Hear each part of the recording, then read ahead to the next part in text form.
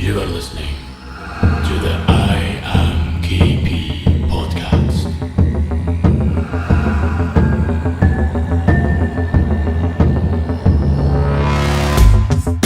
The fans were the biggest issue. Yeah, the cooling system's definitely the biggest thing. One of my flatmates is like a fucking crazy gamer. So like games about 11 hours a day. Shit. So he's got like a fucking water cooling system, some shit for his. So he's got like a unit that pushes water into his PC to like cool his. It's like a water cooling system. It's like tubes that go into his fucking PC that are all like fluorescent. It's fucking crazy. It's taking it too far though, man. Get off this, don't. He spent like fucking. Cool. He spent like $2,000 on his fucking gaming processor or whatever the fuck, his graphics card or whatever the fuck. It's like. I mean, that's probably a mid to high end PC I've got there. You said that. Oh, what you've got? Yeah. Right. Because I've got his is high end. Like his is like everything's tricked out. But he openly admits that he doesn't need it, but he just wants it. Do you know what I mean? So I think his whole build cost him about like $6,000. So $6,000. There's like a sort of bit of diminishing returns though when it comes to PCs that like once you get over a certain percentage, it's just like you don't really need to go that far. Yeah, 100%. It's purely just like you've got that headroom. His last PC lasted him 9 years, right? Because he invested quite heavily into it. So he's hoping that this is the same. But I reckon I was saying to him like with the parts and the Samsung and stuff, it's like nah, man, they deliberately build their shit, so they just crumble like dust after 2 years. You know what I mean? Like, well, they know that Apple purposely does. Oh that. yeah, like planned obsolescence. There's a good story about Hoover. Anyway, I'll just fucking do the intro anyway, even though we're conversating. Cool. Anyway, not really an intro, but thanks for coming along again, Paul. No worries, man. Braving all the rain. Getting sick of my fucking shit. Sorry, Laura's been on more than you, so fair enough, and they don't despise her yet. Fair enough. That's cool. So yeah, braving the fucking terrible weather it is. Man, it's cold. Like it's fucking sleet and snow through in Glasgow, but was it? Yeah. Holy shit. So snow's coming up for England, I think. So hopefully I get fucking home. Right. But I'm sure I'll be all right. But what we were saying there is, there's a story about Hoover. So when, is it Henry? Was it Henry Hoover? No, that's what people call those. I don't know what the guys, it was just Henry Ford. Edgar Hoover? J. Edgar Hoover. Yeah, but the guy that started Hoover, they built the first Hoover and they made it out of aluminium. Just make sure we're talking, making our P's and Q's here. Who was the first person to invent Hoover? So they made the first Hoover, they made it out of aluminium, and then obviously they made the bag out of like fucking, if you've ever seen like an old Hoover like that, they made the bag out of like weaved, almost like tweed. Right. So it was like the bag would never burst, and it had like a sheep's lining, like a sheep's stomach lining. Just looking at up here, the inventor, who would you assume that invented it? I've got no idea. But what would you think with the name? Oh, something Hoover. Yeah. It is not. It's Daniel Hess of West Union. Right. Okay. So how the fuck did they get that? Maybe it was named after I don't know, like a president or something, maybe. Perhaps. Yeah, perhaps. But he went to... Oh no, was it the other way about? Was it the Ford? Anyway, one of the two the fuckers, either Ford or Hoover, and I'm sure it was Hoover, but I could be wrong here. Sure, somebody will correct me. But one of the two of them had went to either the other one and said, my company doesn't make any money because everybody bought the Hoover and went, oh, this is fucking great. But it never broke. Yeah. And that's where they started to plan the shelf life of products, because the only thing that you could replace in it is like the brushes, which wasn't going to make them a lot of money.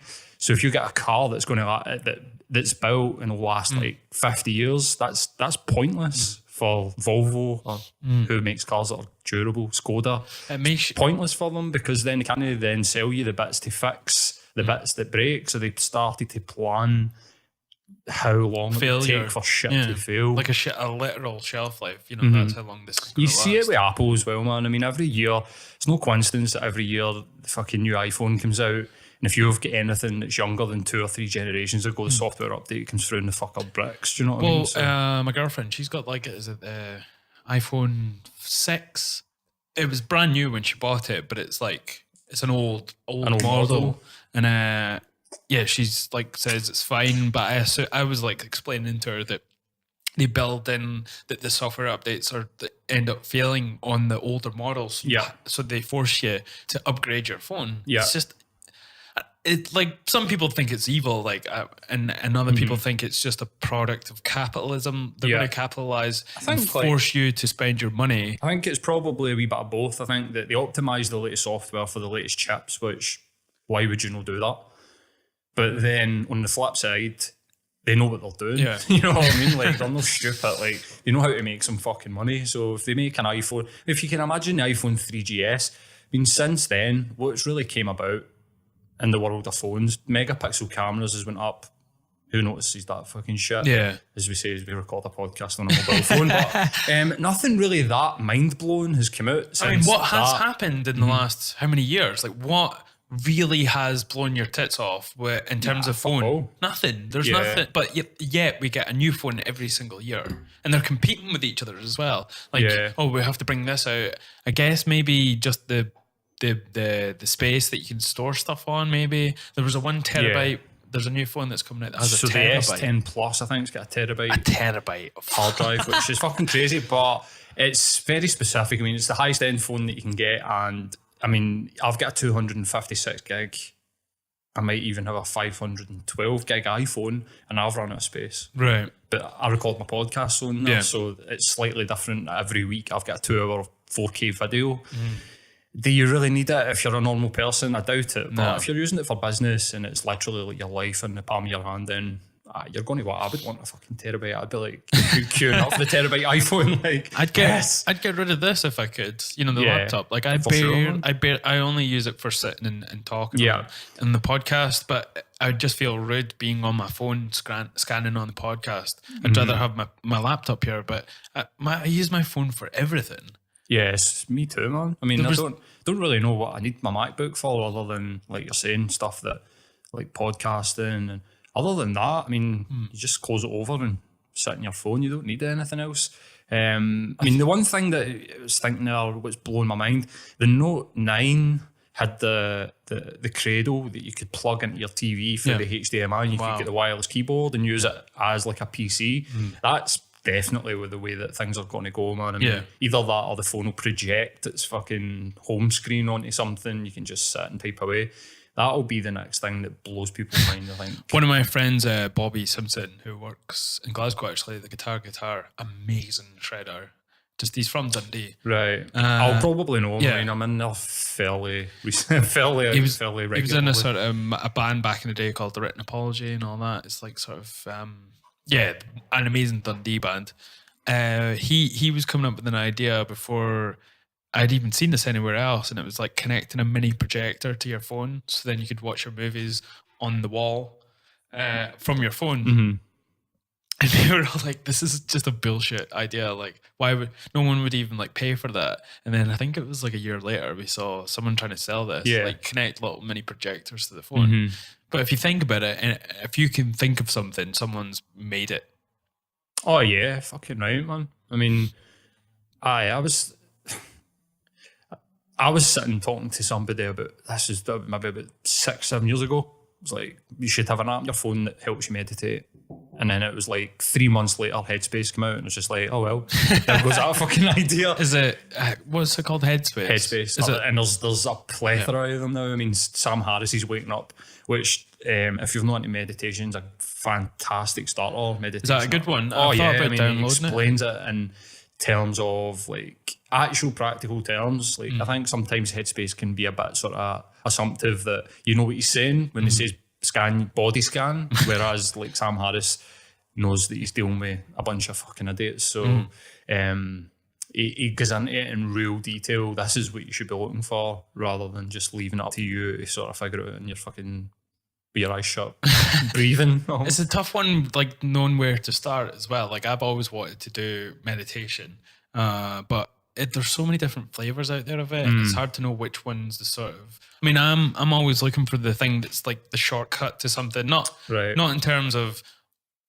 skipping over like proper way of doing something, but I mean, I want to search the internet and it'll tell you the main thing that's the best way of doing something. And when I just get like sort of just inundated with meditation apps or books, and I'm just like types of it like in transcendental and it's transcendental meditation's like chanting, right? And sort of they explain that as like back to source. So you're like accessing your source, which is almost like the movie, you without the bullshit, right? Okay. So stop thinking about. So really, like meditation is just like getting to grips with who you are, rather than just sort of thinking about, oh Christ, why did I say that last week? Or even worse, I mean, mindfulness is crazy, but you sat and you go, I've sat and went, fucking, oh man, remember that time when I was in primary school and I tried to speak to that girl and blah, blah, blah.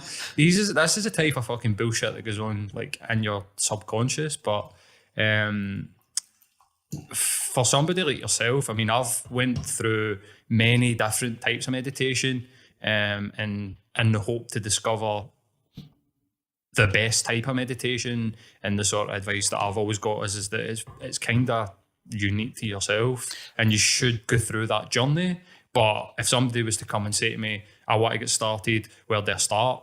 Start with an app. Yeah. 100%. I mean, it's literally like the most basic version of doing it, but you'll see all the benefits in the start. Do you know I was just going to like reiterate what you were saying there is like, I guess the process of the journey and figuring out what is good for you, because one type of meditation might not be for you. Put you off for life. There's plenty of other ones that you can do that you've not went through to get to the one that's for you. Yeah. So and a lot of people would just be initially put off by it. Yeah. And then they're like, well, especially when it's like chanting. I mean, if you can imagine like your first step into meditation, somebody saying, oh, you need to chant, like Hare Krishna or like whatever it is, and you don't really understand like, or you're not really into like that type of sort of like woo. Yeah. I do two types of meditation. I do it twice daily. I do 20 minutes in the morning when I first get up.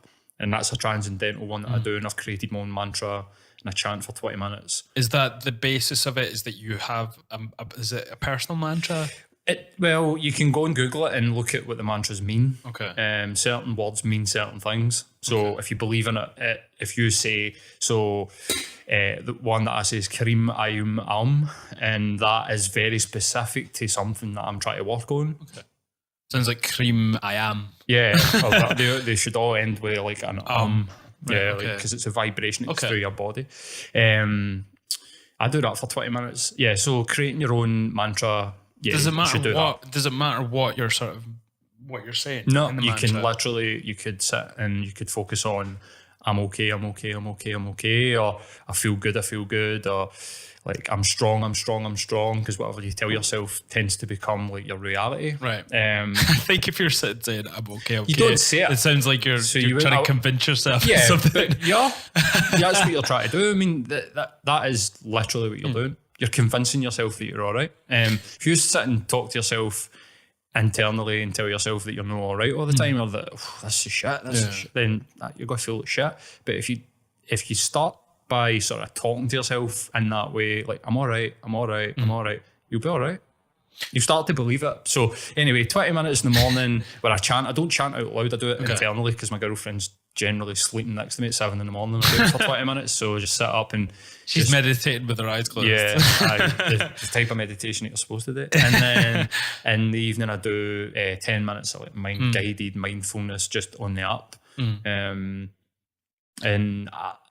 doing it once a day for 10 or 20 minutes, I've seen maybe about 30-40% of the benefits that I see. But as soon as I started doing it twice a day, it was like straight to 100% benefits. Wow. It was like such a difference straight away. And when I don't do it, I notice it fucking radically. Like, I feel so different. Like, what is it you're feeling when how would you sort of quantify what it is you're feeling? Like the difference? When I do it, or the difference between it? I mean, other than just the cliche, I feel calmer. I generally just feel like I've got control of what I'm thinking, and I don't find myself going down rabbit holes of just thinking of just like I said earlier, just stuff that makes you fucking cringe. And do you know what I mean? Just sitting going like, oh, no. I mean, just, for example, it's the other week I was sitting thinking, remember that gig you did in Manchester in 2005? You punched that guy, and literally spent about half an hour just going, what a fucking dick you were back then. And then went on to another thing that I did at the same time period, and then ended up in this sort of like totally immersed in this world of going, fucking hell, you used to be a dickhead. So it's like a negative feedback loop. Exactly. Like you're just exactly getting yourself in a sort of a bad vibe. Yeah. So would you say it's essentially giving your thoughts direction? So you can get to the point where you can direct your thoughts. You can't really do that at the start. It's really impossible. But what you can do is it sort of clears the water. So if I start thinking like that, I would have.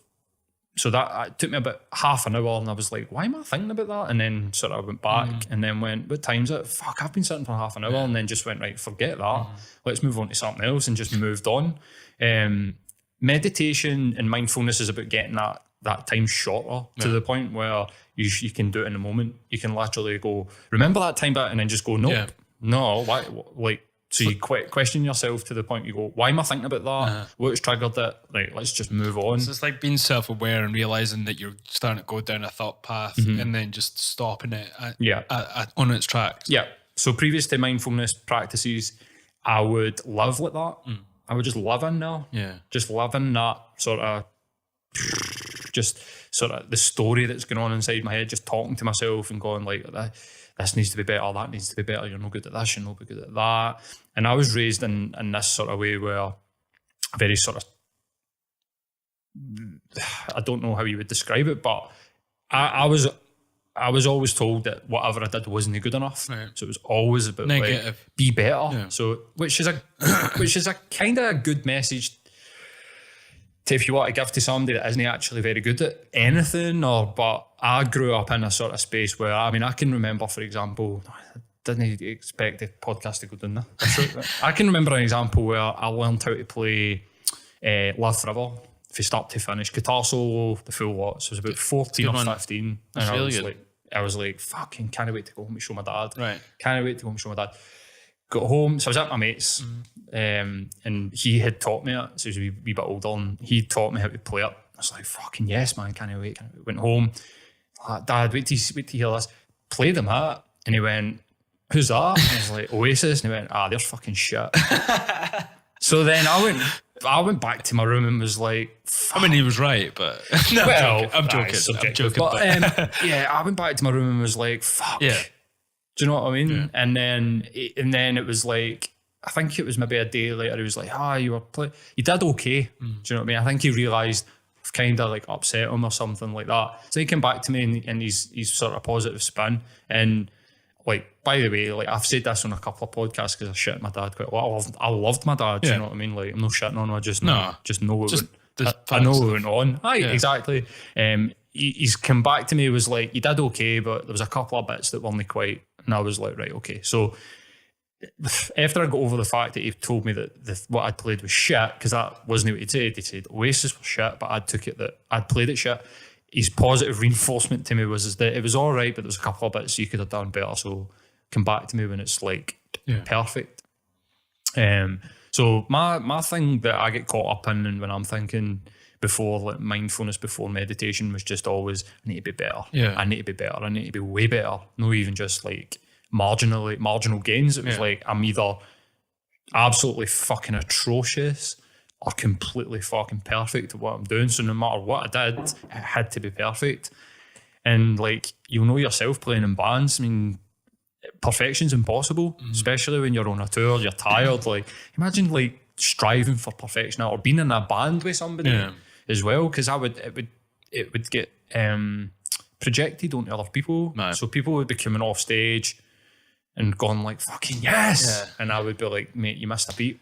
Like, you were slightly late on this. And I'd be making mental notes when we were playing about like, he missed that there, he missed that there, I missed it here. And I would always say to them like, but don't worry, because I did X, Y, and Z wrong. And they would be like, I didn't even notice.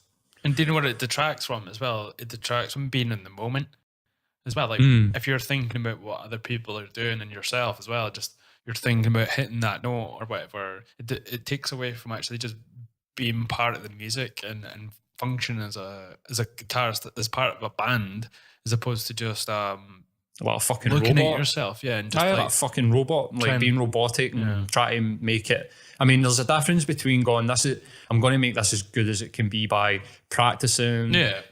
But there's the difference between going on stage and going, this needs to be perfect. Yeah. Like, especially when you're in a band with 4 other guys and you've got no control over the alcohol consumption, drug intake, and you're like jumping on stage and people are sort of like falling over themselves and people falling into your guitar as well. Oh yeah, I'm sure you've been there. Many times that's happened. So it must have. I recognised that growing up as well and being an adult, I'm increasingly difficult to work with, or I was increasingly difficult to work with. And like you said, rather than just enjoying some stuff, and you're always just like, can be better. Everything can always be fucking better. Yeah.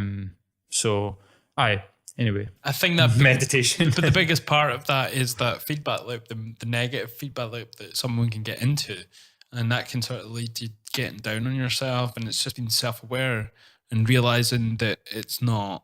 That's just your mindset at that time, and you shouldn't let that eat you up. You just have to cut it short in its tracks. And through meditation or whatever, you can learn to sort of recognize it and then stop it. Because it can just lead to like terrible things. Like 100%, man. Low self-esteem's the biggest depression. I think this is where these things come from. Actually, I was reading a study that was saying that they ranked the pleasure hormone in people's brains. So they were observing people in some sort of lab, and orgasm ranked 8th and meditation ranked number 1. Way. What was the other 7 things? I don't know, but I think they just used those 2 as because I think the natural thing would be for a person to go, orgasm will be number 1. I'm constantly trying to get my hole here, what the fuck, especially for a guy. Yeah. I mean, the endorphins, the pleasure hormone, but they focused it just on pleasure hormones. So other things are released when you're you have sex. Obviously, you get different hormones that go through your brain, but they were just on the pleasure hormone, and it was meditation ranked number 1. Fucking sunshine. That's crazy. Talking about, I know. I need to get a pair of curtains in here. It'll help with. It'll help with the sound as well. So I need to get something in there. But so that was an interesting study, man. It was it's especially for the next door neighbours. Actually, sorry, because we have naked showerers, obviously. Oh, really? And they don't have anything in the way, and their shower is in the window. So fuck's sake. Even though it's frosted, you're moving to see it now. Yeah. Even though it's frosted, you can see absolutely everything. Aye, definitely, man. You don't want to be watching people or people so I'm watching podcasting, having a conversation, and then you're they're just showering naked in the background. Mental. So yeah, you were saying about that study. I think it's just incredibly eye-opening to think that being alone with your own thoughts, which is kind of what meditation is pleasurable. Yeah. I think as well, the guy had mentioned in the article that they put some sort of choice to people, and they said to them you can have $1 million, but you need to be alone with your own thoughts for 45 minutes. I saw that, yeah. 60% of men went, I don't want to do that, and 40% of women went, I don't want to do that.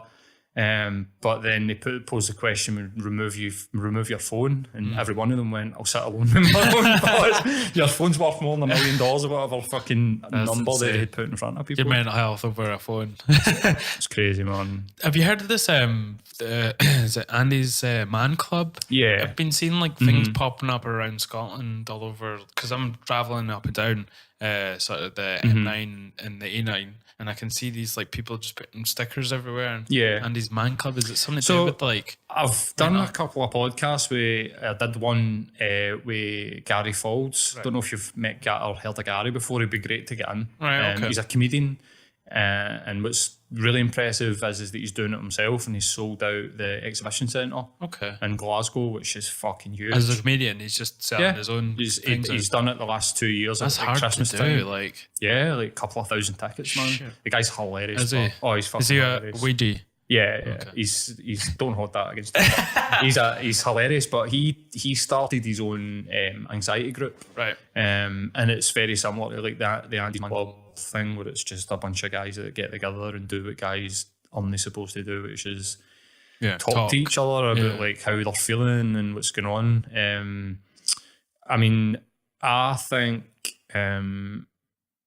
that's definitely the way that we need to go. Yeah. Like, I think that if you don't have mates, like if you can't have pals, I mean, I'm lucky enough that I've got mates that I can talk to. I think sometimes they might be like, it's tough when you get oversharing. when you get to well, you're a little bit older than me, aren't you? What, 35. Okay, not that much, but when you get to our age, people start going off and diverting down their own sort of life path, and you stop meeting up as much.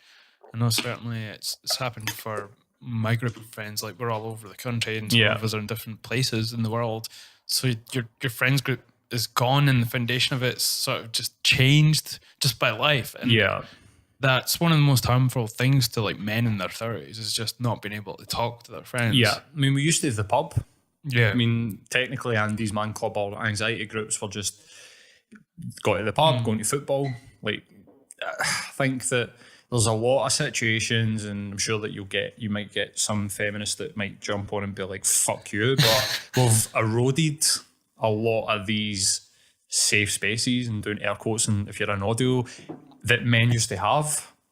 We used to have the pub, but going to the pub on a Friday, Saturday night and getting steaming, and rightfully so, is kind of like, you shouldn't be doing that. Do you think those things weekend exist because of that? That's men's version of like sort of just sitting down and chatting. Like, we built these things in the modern world to be able to just hang out and actually essentially just talk in your own way. So like going watching the football and the Andy's Man's Club stuff? No, I just mean like the things that you mean guys like, that go and do. I think so. I think that if you think about the things that guys used to go and do in the weekend, I mean, it used to be Monday to Friday working, and then Saturday, Sunday. Just getting hammered. There was that. But there was like amateur football, sports, which is also another huge sort of area that I don't know why, but we just don't seem to do enough of anymore. But going to the football and going to the pub are really the only two that I can fucking think of, but that's been taken away. Yeah. I think that the pub one would have been a negative anyway. It would have been like a sort of a positive, negative. The positive is that you get to go and spend time with other guys, and you get to probably talk about. I doubt that there would have been very many men back in the day sitting in their old man's pub going, "Oh, by the way, man, I had an anxiety attack on Tuesday," and blah blah. But you get the camaraderie, and you get to be with your mates, and then going to the football, it's like blowing off steam. People used to go to the football and fucking scream and shout, and it isn't like that anymore. I think for the better again. It's a more family affair, but. It's hard to do We've something. not replaced it with anything, really, have we? It's hard to do something like that, and even going out and getting like wasted all the time is not good for you.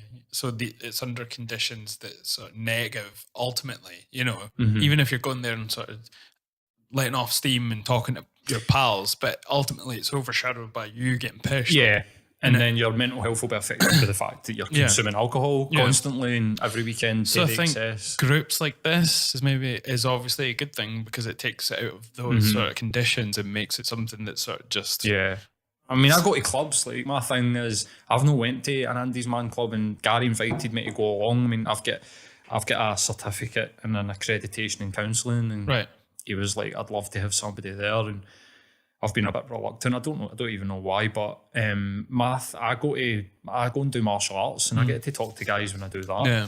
Do you know what I mean? I get that same camaraderie. Also, you get a different sort of thing, 'cause you're pushing yourself, and you get this sort of competition. I guess that's what the sort of Sunday amateur stuff is about as well. That's the football. You're hanging about with your pals, and you're playing football. You're running around, exerting yourself, and it chills you out for the first part of your week, I guess. Yeah. I mean, I think the only time that in my week that I'm no thinking is when either I'm really pushing myself in the gym, or I'm so fucking tired, like for kicking or punching or whatever it is that I might be doing, and rolling in jiu-jitsu or whatever. I'm just so focused on what I'm doing. Yeah. There's no room for anything else to get in. See the feeling that I get after I've done that, like if I've done 2 hours of Muay Thai on a Monday night, it's the same feeling that I get after I've done 20 minutes of meditation. So I think it's accessing the same shit. Yeah. It's getting yourself out of thinking out of your thoughts and just into your body and thinking, just reacting to certain things. So it's a very sort of thing. It's so important to do that. I mean, there's numerous studies about how exercise can help with depression. I saw a contrarian one by Vice saying, no, don't just tell people to go and exercise when they say they're depressed. But they would come out with some nonsense like that. There is a bit of a backlash that's happening, and I can understand it to a certain extent, where you see a lot of people online, they'll be going, well, stop telling people that are clinically depressed to speak because it doesn't work. Right, okay, there is a small percentage of people that do need medical help that are like so bad that talking to somebody and that won't work, and the exercise won't work. And people that just can't get themselves out of bed, like that clinical depression. But that's a very small, I'd say single digits, like people that are clinically depressed. Other people that feel depressed or feel anxiety, and it's like it'll go a long fucking way. Do you know what I mean? It seems like sharing and societal issues as opposed to sort of, I mean, there'll be some biology in there, but it's just about, I don't know, just asserting yourself and exerting yourself and feeling like you're being yourself as opposed to just working for other people like all the time and not doing anything for yourself can be so mentally straining, and that's what people do every single day in the UK. Like all they do is work and they feel like there's nothing for themselves. Definitely, man. And I think if you go and work out or join a gym, like you're doing something, you have to have that time. It's important. Oh, I think so, man. I mean, I see the benefits there. Again, if I don't go, if I get into my fucking mind going, you don't need to go today, man. Just you know what, man, roll a spliff, grab a guitar, put on a podcast, just chill out the day. You deserve it. See if I do that too much. Well, I did that yesterday, but I need it. But I'm all right. But if I do that too much, so I think the longest that I've not been to a gym in probably the best part of 10 years is 2 weeks. I went away on holiday and I fucking felt it. Oh my God. I mean, not only just trying to get yourself back into it, which is fucking tough enough, but even just like mentally just going like, fuck, I feel like shit, man. I don't. And then you're going, wonder, why do I feel like this? Why do I feel like this? And then you realise, oh fuck, I've not been in the gym in 2 weeks. That's going to be it. I know where my mind goes as well when I'm away to do it. It's like you remember the level that you were at before you stopped. So you're comparing yourself to when you just before you stopped training. You're just like, why am I doing this? Like, that's a really important one. Even just off topic with it, it sort of feeds into the mental aspect, but the amount of mates that I get, and they'll be like, I've been off the gym for a week, so I'm going back. And then you speak to them in 2 days later, I hurt myself at the gym. Like, why did you do that? How did that happen? It's like, because my fucking journal said that I was benching whatever. Yeah, exactly. And I just went straight in and tried to do it. You can't take your ego into the gym, you man. Like, I fucked my back and I was off for like at least a year because I was doing loads of strength stuff, and then I went away for 6 months to St. Anton in Austria. And when I came back, I started hitting the gym and I was doing what I thought I could do before. It's fucking crazy. I fucked my back. I was doing squats and I was out for a year. Like my back was just fucked. It's insane. And then I had a driving job, like up and down the A9, like building teepees for weddings and stuff, and just working hard all day. And I couldn't sit in the van because my back was so fucked. It's crazy, isn't it? I mean, I know a guy that, I see it now, as I said, if I think back, I can remember when I first started going to the gym and fucking listening to the numbers, but I was benching like 20 kilogram dumbbells or whatever, but I'd only been going to the gym for about a year. And I went away to Vegas and I came back. So it was like, I think that would have been one of the 2 weeks, but I don't really remember it so vividly back then having such an impact, other than that I went back to the gym on the Monday, get back on the Friday, and obviously I'm taking the weekend off, get back on Monday, right, I'm going to fucking smash this. Picked up the 20 kilogram dumbbells, lay back, and literally like my shoulders just went nope, and it just slammed back like it was so sore. And like 2 weeks it took before I could even like properly move my shoulders. And even at the low numbers, it's all relative. Like I fucking hate when I go to the gym with a mate and they'll go, look what he's lifting. It's like, mate, you've got no idea what that guy's been doing. He might have been over there fucking benching 200 pounds or whatever, and then coming over and deciding I'm going to do volume. I'm going to do 30 reps, grab the 10s and just sit and like get a right good pump. And my mate would be like, pure, you're right. And you're always just been like, I hate that fucking shit. It's relative as well, like you say, like not every bodybuilder's lifting like mega weights. It's just what they're lifting, but they're still like cut and shredded and all this because it's relative different to goals. them. Yeah, Different goals. If you don't know what the guy's goal is, you've got no idea. The frustrating one for me is always when you see like heavier fat people in the gym and then other people are just ripping the piss out of them. Yeah, man. I get angry at that because they're in the fucking gym. That's what they're Should there. help them. Yep. If you're going to do anything, give them a fucking hand. You should go up to them and say, listen, do you know what? Well done for fucking getting yourself into the gym, mate. Do you know what I mean? I despise that. Yeah. I really do. That was something that I was going to say earlier, is one of the pitfalls of telling people to go and exercise is that, well, if you go to a pure gym, it's full of fucking posers. Oh, man. And if you don't feel great about yourself and you're going into a gym, especially if you're a woman, and some fucking assholes over there looking at you in the mirror, checking your ass out, posing, grunting because he wants you to notice, look what I'm lifting.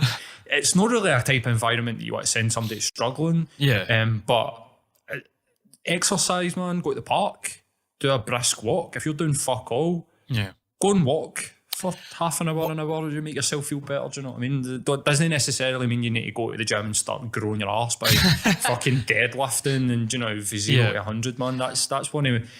How come that I really don't like the fitness industry right now. I mean, on YouTube it's crazy. I go to the gym all the time. I mean, this is another bone of contention with my girlfriend. I'm doing doubles just now, so I'm doing gym during the day and then martial arts at night because I've got a holiday coming up. She was saying to me, like, trying to get ripped. I wouldn't say I'm trying to get ripped. Like, I just want to feel comfortable with my top off. Right. You can do this podcast with your top off if you want. I'll join it. I'll make you feel comfortable. I can see that. I'm literally covered in hair from like my nose to my fucking toenails. I'm not even kidding on. Like, you can see my fucking hairy back. It's grotesque. But anyway, she was like, because we are into the mental health stuff and we meditate, we take psychedelics, and we constantly question each other, which is fantastic. In some areas, but in other areas you're kind of like, just fucking let me have this. It's just something that I've got. She was like, who's this for? Which is a valid question because she doesn't want to be sitting thinking we're going to go on holiday and Paul's wanting to fucking strut about looking at birds. Do you know what I mean? She asked me a valid question, like, why would you want to do that? Like, but it's for me. Like, I don't give a fuck about what anybody thinks about me. I want to just feel fucking great on the beach. That's it. And I know how to do it because I've done it before. So I'm going to do it. Like, I've gave myself 6 weeks, took about 1,000 calories off my diet. I'm going to, like... It's a good question, though. Like, if you ask yourself that, like, who is this for? Oh, definitely. Am I going abroad and thinking, maybe I'll just pump a bird while I'm there? No. Like, I guess she's just saying that to nudge you into, like, you know, think about what you're doing and why. Exactly, 100%. But yeah, you're not going to go over there. No, not at all. Like, I'm doing it because I want to do it, because I just want to do it for myself, man. Whereabouts are you going, in fact? I'm going to Tenerife. Oh, nice. So I won, like, the company I work for, they do, like, a competition that lasts for a full year, and so my store won it. So me and no way. My assistant manager and 3 of my sales guys as well won it. So we get to go all expenses paid to Tenerife. Fuck yeah. So it'll be good, man. Be a good laugh. You and Richard Branson. What's that? You and Richard Branson. Fuck him. Nobody knows who I work for. He can go and fuck off, man. Fucking prick. I despise that guy, man. That is literally like the worst type of person. He's came for fuck all and now he sits in his tax haven buying up the NHS and destroying the fucking railways. That guy, man, some of the stories and some of the conspiracy theories going about his island is fucking crazy. Yeah, man. I've heard some of the sick stuff. But I mean, he's friends with Andrew Weinstein. He's like I'm sure I've mentioned that guy's name. I love talking about this guy, but because of the Prince Andrew super injunction. But he's mates with paedophiles, so can we mention the B word? What's that? Brexit? Is that what the B word does? Fucking hell, man. Since you were last on the show, it's just... We spoke a wee bit, didn't we? It's gone in such a strange direction. I mean, it's what I assumed the worst possible thing could happen, and everyone just thinks the worst thing of their own choice, but it has gone down this path. Do you think complete indecision? Yeah. Do you think it's getting pushed down this path deliberately? Is there a conspiracy? Well, Theresa May's a Remainer, isn't she? Yeah. Well, that's the thing. I feel a smidgen % bad for her. Fuck her. Only No because she's chance. a Remainer, and obviously, And she's put she's had to Yeah. put forward this issue. Yeah, but she as a Remainer. She's filled a vacuum that was left by David Cameron. Yeah. So she's seen her opportunity. Oh yeah. And she's tried to take it. And see, to be honest, like, she's an absolute, I've got no time for her. Her husband is supremely high up in the pharmaceutical company. They've just patented a synthetic type of THC so that they would... It's crazy how they would do that and not allow just normal THC. And it's because they can't. The devil. Yeah. How dare you even... That is ruining our children's brains, but my husband's going to make billions off it, so... Does he not have a farm where you. he grows it? Yeah. Like for pharmaceutical UK purposes? is the biggest exporter in Europe of I medical remember cannabis. you saying that before. That's fucking So insane. I think I might have mentioned this here on our podcast. Tony Blair and Gordon Brown had a farm in Greenwich. baked. They had a farm. They had the biggest cannabis farm in the world at the time in Greenwich, and they tried to get it through. And when they didn't get it through, they set it on fire. But not only did they set it fire, they jailed the guys that were working on it for them. So the British government had commissioned a massive cannabis farm, like fucking mammoth. There's pictures of it online, like aerial shots, and everybody that worked there got the jail. And they set it on fire. Fuck's sake. The police went in and everyone raided it. got baked when it was set on Set on fire. fire. But was it for, like, were they just giving weed to For their legalisation? MP pals, or were they making it for pharmaceutical I think it purposes? was for full legalisation. Wow. So in preparation They for... thought it was going to go down that road. and when it didn't go through, I don't know what year it was. I think it might have been 2004. That is so early as well. They voted on it. Fuck's The sake. last time that we had a proper vote. But yeah, no, the Labour government had huge cannabis farms happening. Did you, just to sort of bring it back to Labour in terms, but there was British soldiers that were filmed shooting Jeremy Seen Corbyn that earlier on, target. mate, and that scares the fucking life out of me. That's insane, man. Do you know what? I struggle not to just be like, fuck them. Because these guys are probably like fucking 18, 19 and they've been indoctrined. I mean, I don't know the full story of course, that's it. But just on the face of it. And in my opinion, any free-thinking adult that decides to go and join the armed forces is a fucking nugget anyway. Like, there's no way in the information age that we live in that you can wait any sort of cohesive mind to go, do you know what? That sounds like a good idea to me. I'm just going to go and fucking murder babies and like whatever it is that they're asked today. And I mean, that's what I wanted to do from when I was probably about 8 all the way up, because I wanted to join the army eventually. I was in cadets and I wanted to be like a sniper as well, and that was what my whole goal was. And then I just got into music around 15. And then that was what I just was like. It's a common one, mate. I wanted to be a fighter pilot, so I wanted to be in the RAF. Yeah. And I was like, I took that bucket. Music just took over, and I'm so thankful because I don't know. I don't think I could live with myself if I was over there killing people, and especially as a sniper. You know, that's one of the most intimate ways of killing someone. Yeah, definitely, man. Because you have to know that person in and out, especially like, you know. I've heard some stories of like snipers watching over in Ireland, you know, and they're seeing people day in, day out, knowing their family, knowing who comes to the door, just through and through for weeks, and then eventually they'll kill them, or they won't, and they don't know. It, man. Like I can be a bit sort of fucking rash with my words.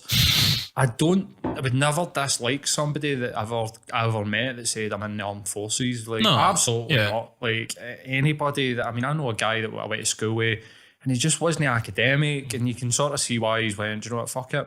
And he came back, maybe even 2005, and he was like 14 confirmed kills in Afghanistan, and we were like, fucking brilliant, man. Like, that's amazing. And he was talking about going to like SAS or whatever.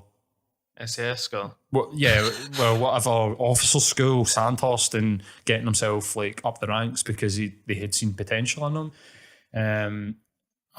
So I sort of retract my last statement. I don't want to offend anybody either. And I know people, the guy that I work on music, Greg, he was in the territorial, he was in the TA when he was at uni, and he was going to go to officer school, and his dad was an officer in the army. And I don't think people think that they're doing the right thing. No. So I'd never ever, I don't think that people that join the armed forces are nuggets, man.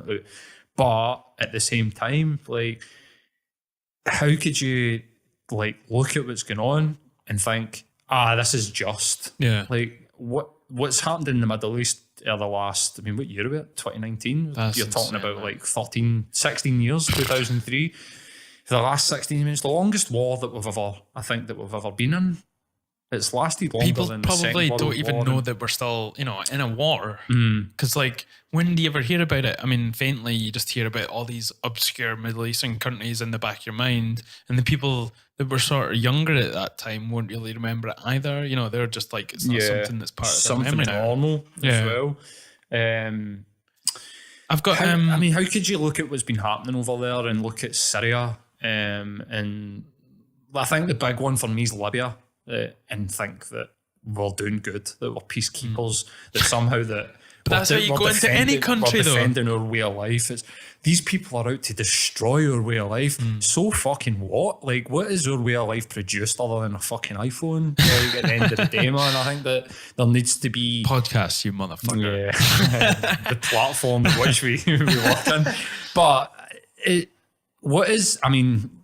it's kind of crass, I suppose. What is so good about the way that we live? I mean, I step over homeless people to go to work in the morning. Yeah. I don't think that that's very good. No. There are disabled people out there killing themselves because we've took their money off them. They can't live. I don't think that's very fucking good. And there's some fantastic things that we've produced. I mean, vaccines. Yeah. We talk about the anti-vax community, but vaccines,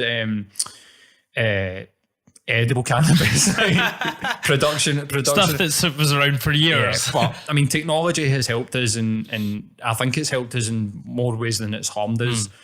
But I think at the same time, like, I don't understand why this rhetoric about like they're attacking your way of life is somehow some sort of like catalyst to get the flag out and put the sword and shield on and go around the fucking planet and just murder people, which is straight up what we do. I don't think it's fair as a country, quote unquote, to go around and sort of dictating to other countries what is right or wrong when you're doing the stuff that you're doing to your own people in your own country. Like homeless people, fucking austerity and all this nonsense. These are things that can be sorted.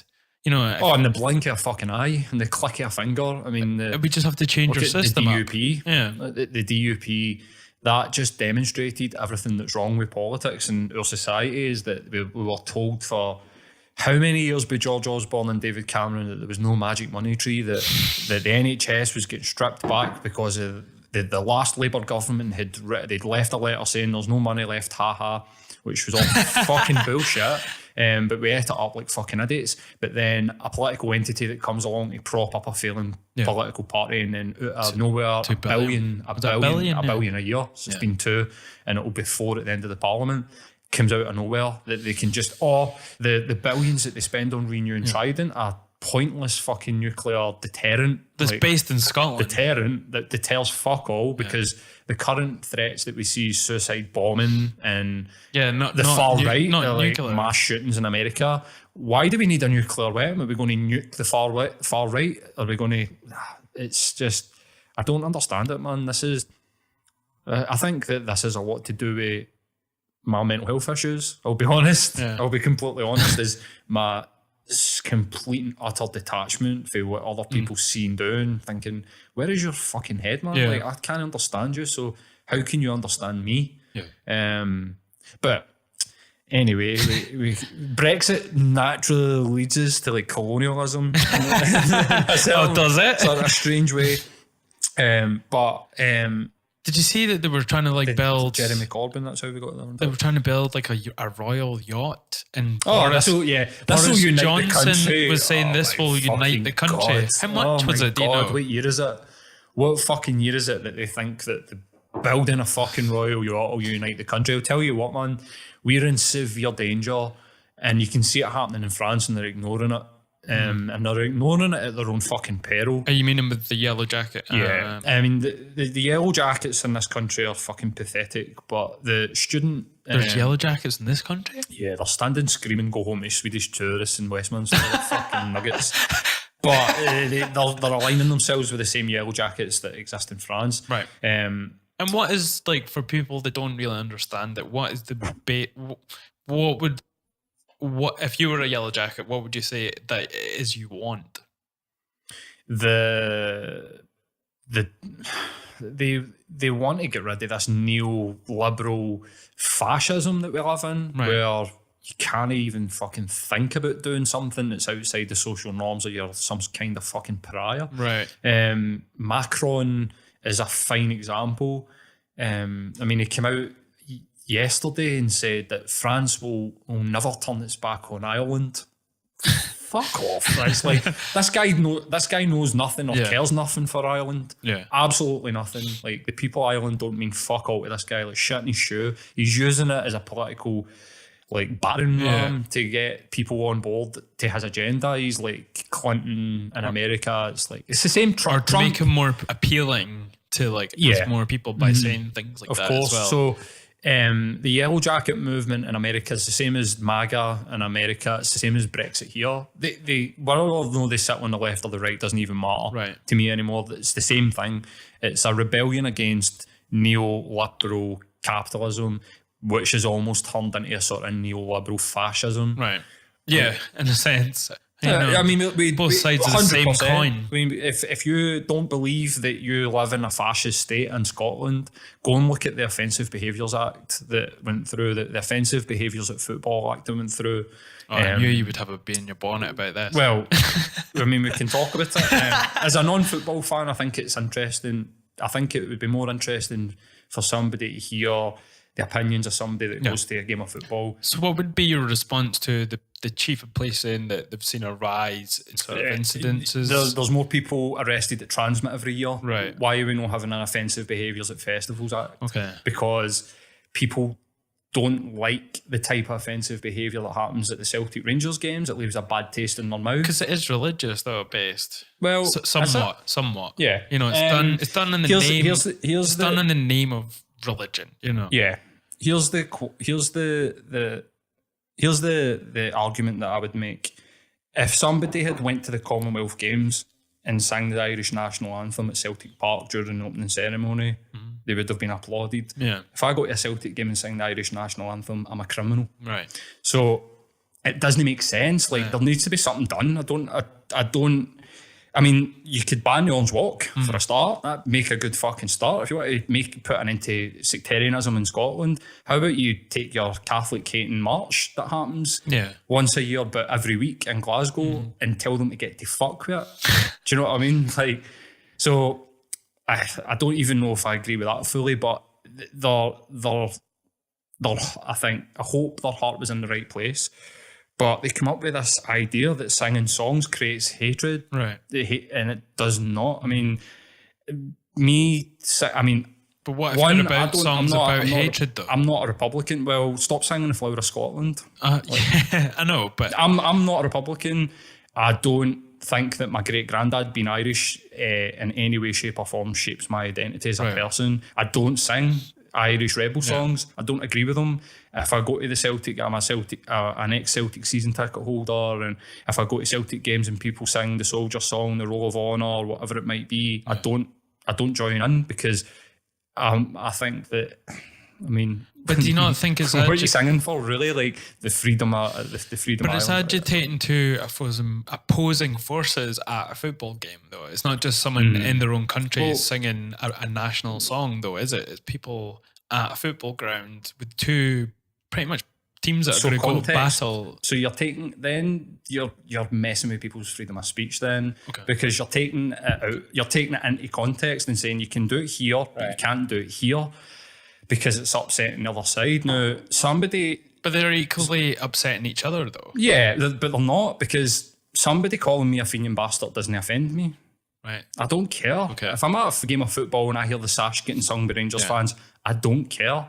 I know that it's misplaced, like you're saying, sectarianism. It's not actually sectarianism. It's Celtic versus Rangers. Could be anything, Yeah. you know. I'm offended by the Orange Walk. Right. I'm offended by people that know the ideology and know what goes into it and actually hate Catholics. And then still I'm offended participate. by that 100%. If I had a Catholic, Celtic, Irish Republican sit in front of me and say, I hate Protestants, I would say to him, well, mate, you're out of order. Because now, but if somebody's saying, I hate the English for what they did to my country, there's nothing wrong with that. For me, there is absolutely nothing wrong with that. So you can get into an argument of one side's not as bad as the other, and I think that that's kind of pathetic, and we shouldn't really, I think that, I don't even know if it is right to put both of them in the same bracket, but I think for what you're saying, for an objective point of view, yeah, it is us versus them, so both sides need to get treated in the same sort of way. I just think that the way they went about it, banning songs. I'm talking at school though, because I'm not so really silly. like into football, so Yeah, But I mean, understand the background yeah, of both. Yeah, both sides. 100%, man. I think that for me, there's a difference between the people, or a group of people singing that were up to their knees in Fenian blood, and another group of people singing the Irish national anthem. Right, yeah. If you look at the list of songs that have been banned, I mean, I would struggle to find, and if any of your listeners want to come and correct me on Twitter, I'd love to hear it. There is not one anti-Protestant Celtic song that exists. Doesn't exist. Right, okay. There's anti-English and anti-British, Yeah. but British does not. This is where we get into this sort of Israel equals Palestine, yeah. No, but Israel equals Jewish. Right, which okay. No, it doesn't. It doesn't. No. Like, so Britain does not equal Protestant.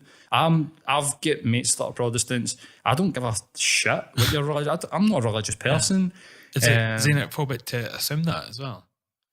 To assume That, you know, being British means you're Protestant? definitely, man, 100%. Yeah. I'm just playing like... No, but there around. definitely is. But there is the Irish Catholic contingent within the Celtic support sing songs about the freeing of Ireland. They don't sing songs about killing Protestants.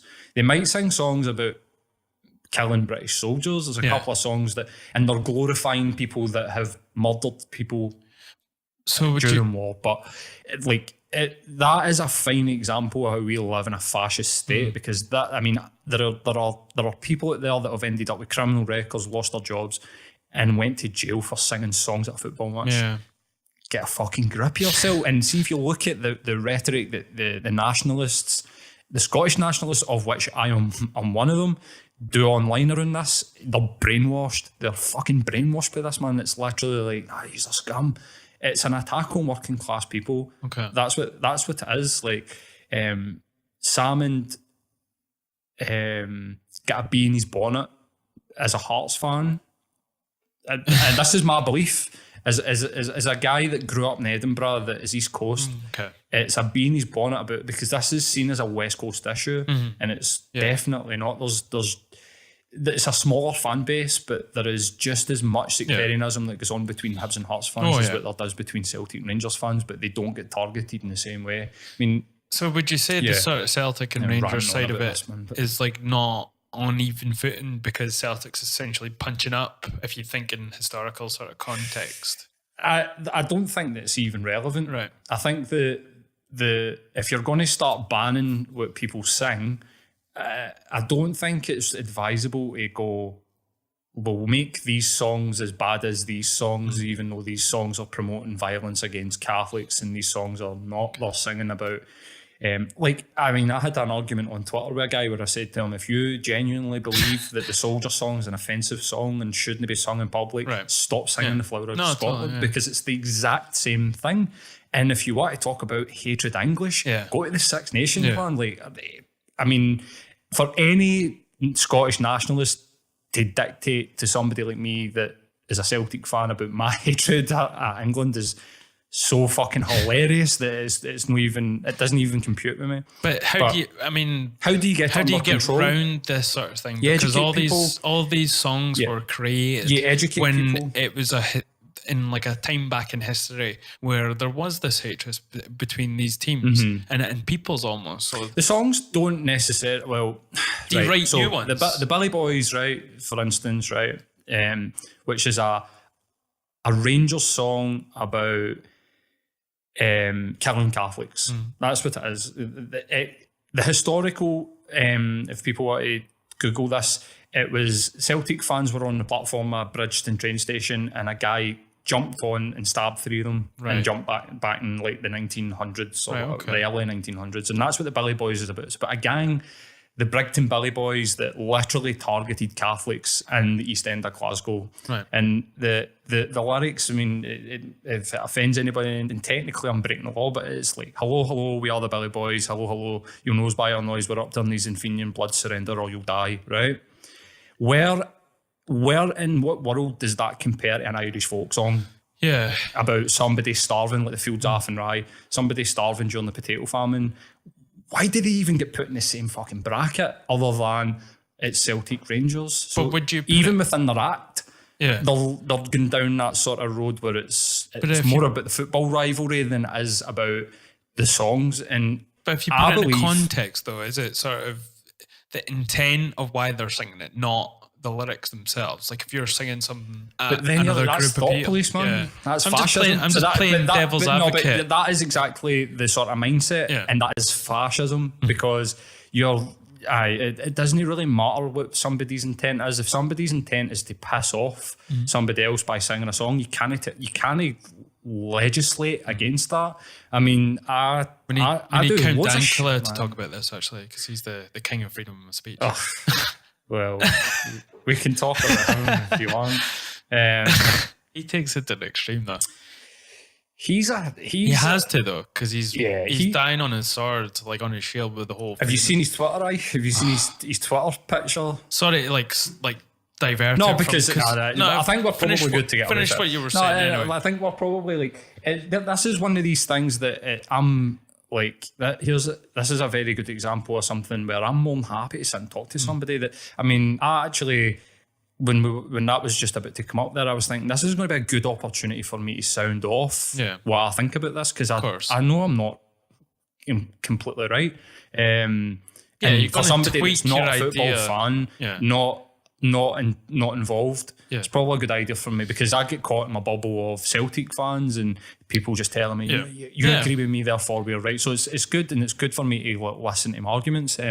But I just anybody that would be my thing. I mean, I go to the football, I'm presumed a criminal. I'm videoed for the minute that I walk anywhere near it. They've got chest cams. Yeah. Excuse me, that was horrible. Nice. Hell. Do you watch Tom Segura's podcast? Yeah. Do you know he's got a fart mic? Yeah, he's got the fart mic, and it's usually in Christina P. Like, if anyone isn't just starting to get into the world of podcasting, then definitely check out Your Mom's House. Class. It's a couple of comedians, like a literal couple, and they have a fart mic, and it's right down by the ass the whole time. Man, fucking SM58, he was talking about how just this little shitty mic that we keep just thinking that's my main mic for my podcast. Fuck you. But yeah, I think that this is the type of behaviour that's driving people to these extremes where they don't feel like they can trust the authority. So you're sort of almost like what's the word I'm looking for, when you're sort of like sectioning people off and letting them go down those roads? It's like sort of divisive. It's very divisive, and I think that it's went a long way to causing this resurgence in sectarianism that we're seeing. It must be linked to something. Those things Rangers are back. No, I just mean in the sense of like we're seeing this with sort of America with the MAGA and Nazis, because back to when was the last time you ever heard people talking about Nazis? And then back to what I was saying, when all this stuff's coming out over the last 5 years, it's the same with like the football stuff as well. That came out again, and like, why is it all just happening now? I think in the west of Scotland, people talk about how Rangers have come back. So they went down 2012 and now they're back. And during that time, I mean, I've got to say that I did notice less Irish rebel singing at Parkhead, and if anybody wants to argue with me with that, I will happily argue with them. I mean, I remember it was a soldier song that started up. I don't know what game it was, a Champions League game, and there was visible groans, and like you could hear the groans of people sort of going, do you know, when that section, the Celtic Ultras, the Green Brigade, started singing the soldier song round about me, there was people that started to sort of groan. But were you there for the first Old Firm game since when they were like put down? like when Rangers made their way back up, and it was the first home game, Old Firm game against Well, Celtic. there was one at Hampden that was it. That we won 2-0. And then there was one. Then there was the first league one at Parkhead when they won 5-0. What was the atmosphere for that? Oh, hatred. Right. I mean, it's always been hatred. Even way back that I can remember. I mean, my dad used to have this line, and this is where I think the line, but this is because of my own bias, but my dad used to say to me, look, it's okay to be a 90-minute bigot, just don't take it onto the streets. He was kind of like, go to the game, shout what you're going to shout, it's all good, nobody get it, but don't ever dare utter anything about orange this or orange that when you're speaking to people face to face, because it's just...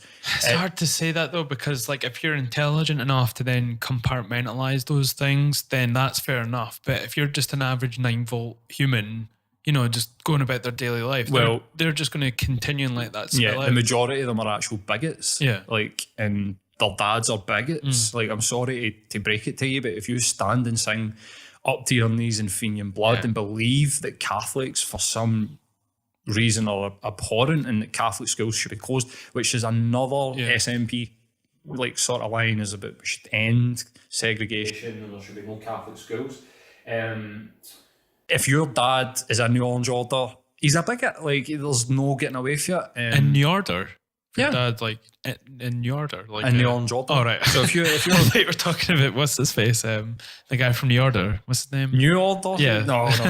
In New Orange Order. So, like, sorry, I'm going to go to the bathroom. Oh, no. Mad break in there.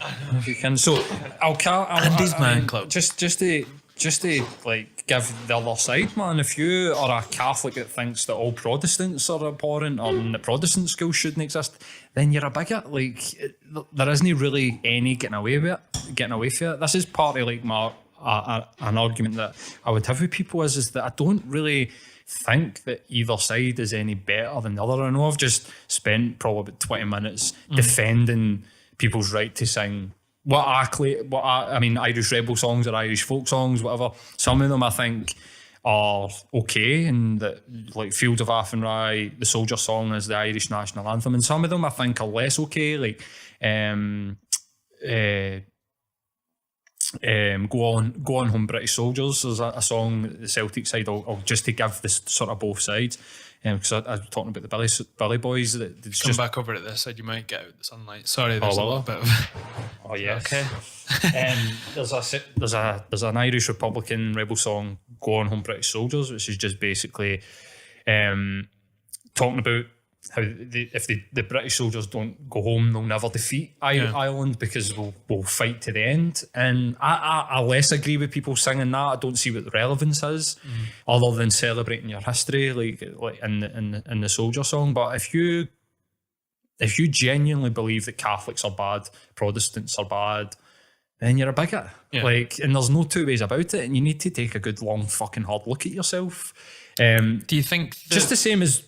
Sorry to interrupt you, that I think that guys like Alex Salmond are bigots. Yeah. That he thinks that Celtic fans are scum, Rangers fans are scum. You're a bigot. Yeah. Like, I'm sorry. Like, if you look at that and think they're all scum, get your head checked, man. I'm like, there is this notion that football fans are all just scumbags and hooligans, and it's just not true. They'd be appealing to voters as well by saying of course, like that's what it was. Yeah. It was a way it happened.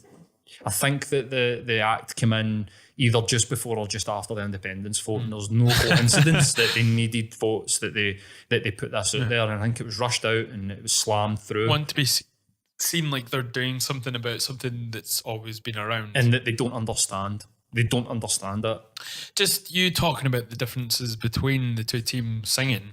You know, I think one of the things that's around at this point is the sort of people have lost the notion and idea of nuance. Like, things can be nuanced and grey and not black and white, and that's when you get these sort of blanket policies that come in to stop these type of things. Like you're saying, you know, you're technically were breaking the law by saying these things. You know, well, singing a song. Yeah. I mean, if you were to go back, I think if you were to go back and say to people that in 2019 Scotland it will be illegal to sing songs, you would be like, what the... I mean, when you say it like that now, you're taking the context away, and I understand that's probably quite a childish way of looking at it. But at the same time, when you get into ideas of sort of freedom of speech, and I don't see it as being hate speech necessarily.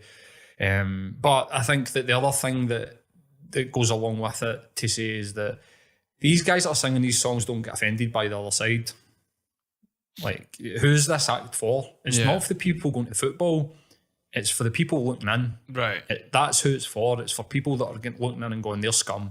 It's appealing to people that are bigots themselves. So no one's going to football games and being offended by it? Probably some people taking their kids don't want to hear. Yeah, that's the big one. Yeah, definitely. Yeah. I mean, I'm not going to sit there and say that, but the guys that are singing these songs aren't sitting there and going, they shouldn't be singing that, but I should be allowed to sing this. Like blanketly online, they come out and say, I don't get offended. I mean, if I had a friend, and I've had friends. Let's hope you do have friends. I don't just sit by myself. But if I had a friend, and I do have friends that are Rangers fans, and they were to say to me, "Oh, like, shut it, you fiending bastard," I would literally laugh with them and be like, "Aye, whatever. I don't care." Like, and so I think that they got that one badly wrong. But that is just an example of how we've ended up in like a sort of neoliberal fascist sort of.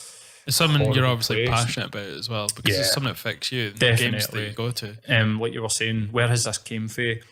I think that it's the politics of the centre right that's just driving people back to these and having to protest via their voting for fucking Trump. I mean, how a working class person, and again in their right mind, could vote for Donald Trump is a man of the people, that could vote for Nigel Farage is a man of the people. Jacob Rees-Mogg, I mean, that guy looks like, I mean, do you know what? But what was the alternative, sorry, with Trump though? What was the real alternative? What would I have done? Not voted. Yeah, but that doesn't help anybody. So, do you think it helps people becoming a racist? No. No. So, what is the alternative? Fix your political system, vote with your feet. It was him or Hillary, though. Yeah. And both are... well, Hillary's a massive criminal. Fuck her. 100%. She's part of the problem. Yeah. Just the same as, Donald Trump's not part of the solution. She's part of the problem. It's that politics. Like, Clinton, I think that we had went through 10 or 15 years of boom and bust under Thatcher and what was the fucking idiot in America? Ronald Reagan. Yeah. We had been sold a false promise of hope in the shape of Tony Blair and Bill Clinton. It never materialised. In fact, we actually had went to war when we didn't want to go to war. Then America voted again for hope under Obama. They got fuck all. I mean, whether or not you want to argue that Obama personally is responsible, or he's wanted to make these changes and he's got himself in and then realised I've got absolutely no say in what happens here, because the industrial war complex has got complete control. He's one of everything that happens in America. Prime examples, sorry, just to interject, but he's one of the prime examples for me. That was the one that really opened my eyes. The whole campaign leading up to that was just hope, change, hope, and it was all built up on that. And then when he got in there, he just couldn't do anything. Yeah. So this is what's happened. We woke up.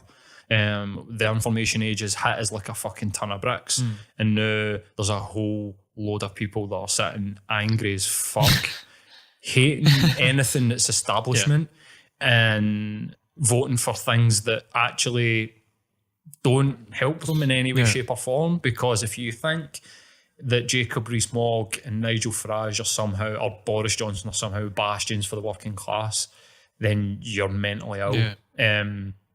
These people, I mean, if these people were to take a test, see if these people were to it was like an 80s sci-fi movie and there was a test to see if they were robots, every one of them would fucking fail miserably. They're listening to what they're saying and going, that's a fucking robot, we should be killing that fucker, because it's just rhetoric after rhetoric. They don't believe in anything that they're saying. There's no passion in what they're saying.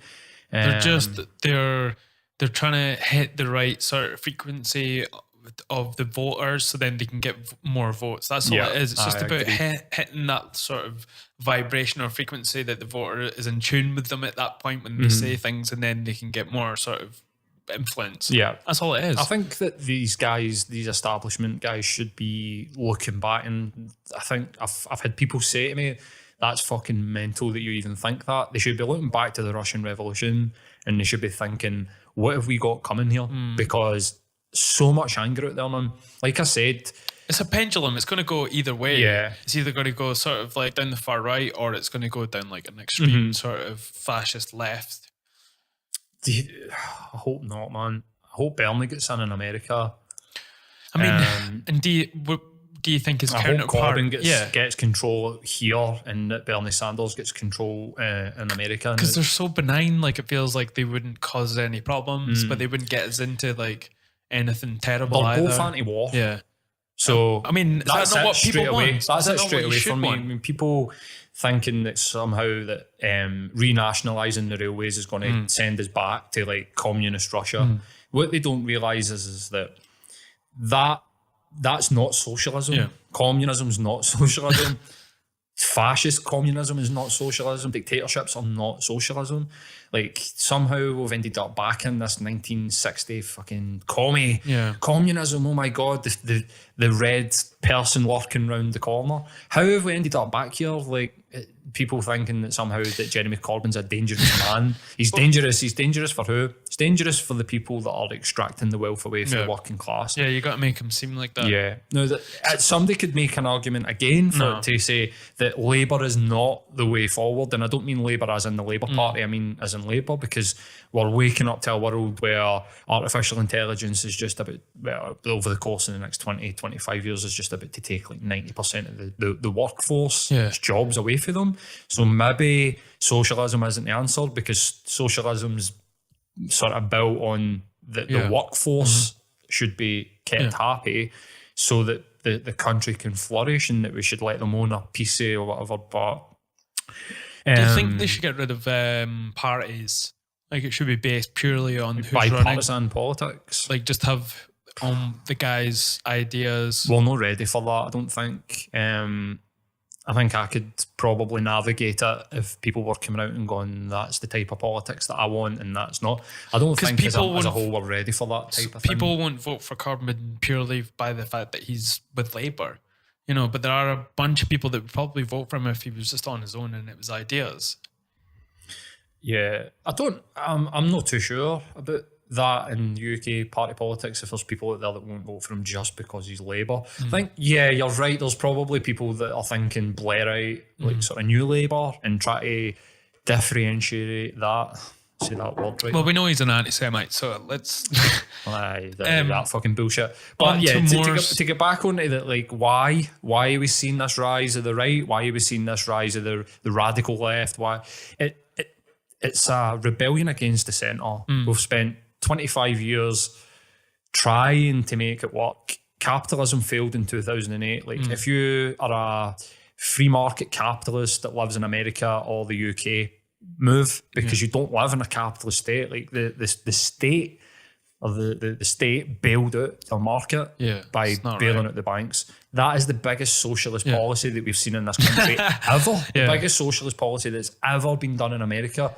And it's never recovered. If you think that somehow fucking tweaking the 0-hour contract statistics to make it look like people are in work. And the thing is, go to the street and see how people are trying to survive, man. Those companies should have failed and went under. Yep. Because if they're doing something that isn't providing society with something that's viable and is sort of, you know, based on loads of debt, then if it fails, it's for a fucking reason. It's because it's not doing it right. Yeah. And just to bail them out and let them just carry on like just because they're an institution is literally the definition of like communism. That's what communism is. Yeah, totally. Like that is what it is, and this is where we get caught up and people don't understand it.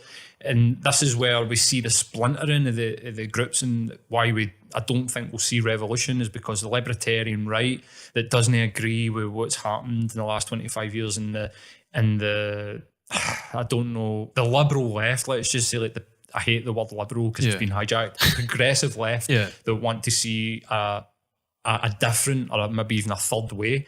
They can't come together because they don't understand that, look, guys, let's just put our different issues to one side and just get fucking control. Yeah. Then we can take care of. That's what we failed at in 2014 in this country. People were saying the nasty Nats and that they're just the yellow Tories and blah, blah, blah. What people couldn't get to grips with is that get your control back, then vote them out. Like, you don't need, I mean, the Scottish Nationalist Party, their whole end goal would have been achieved and they would have been fucking pointless in this country even existing anymore had we voted for independence. So anybody... Well, their whole policy was that they would Independence disband. Scotland, They would disband after they made independence. And looking at the last vote, we'd have probably ended up with a Tory government. So fuck that. Did you see Scotland. this whole controversy with Rammstein and their video? No, I you not didn't. heard about this? So they've Oh, wait a minute.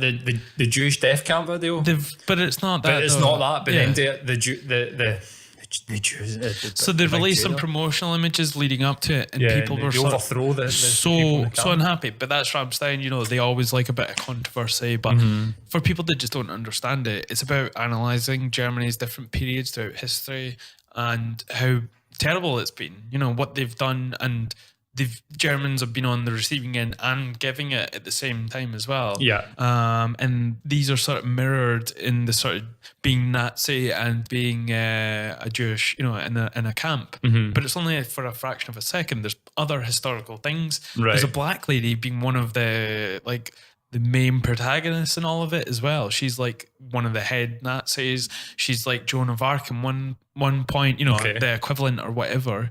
So it's not like, it's just, it's showing it doesn't mean that they're sort of agreeing with it. Promoting it. But this is... You got to know where you come from to realise where you're going. Oh, definitely. Part of the... Have you seen the video?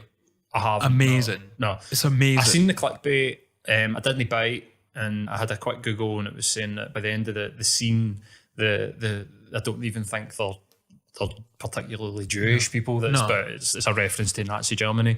They overthrow the people, and it's actually like a positive sort of thing that happens at the end of it.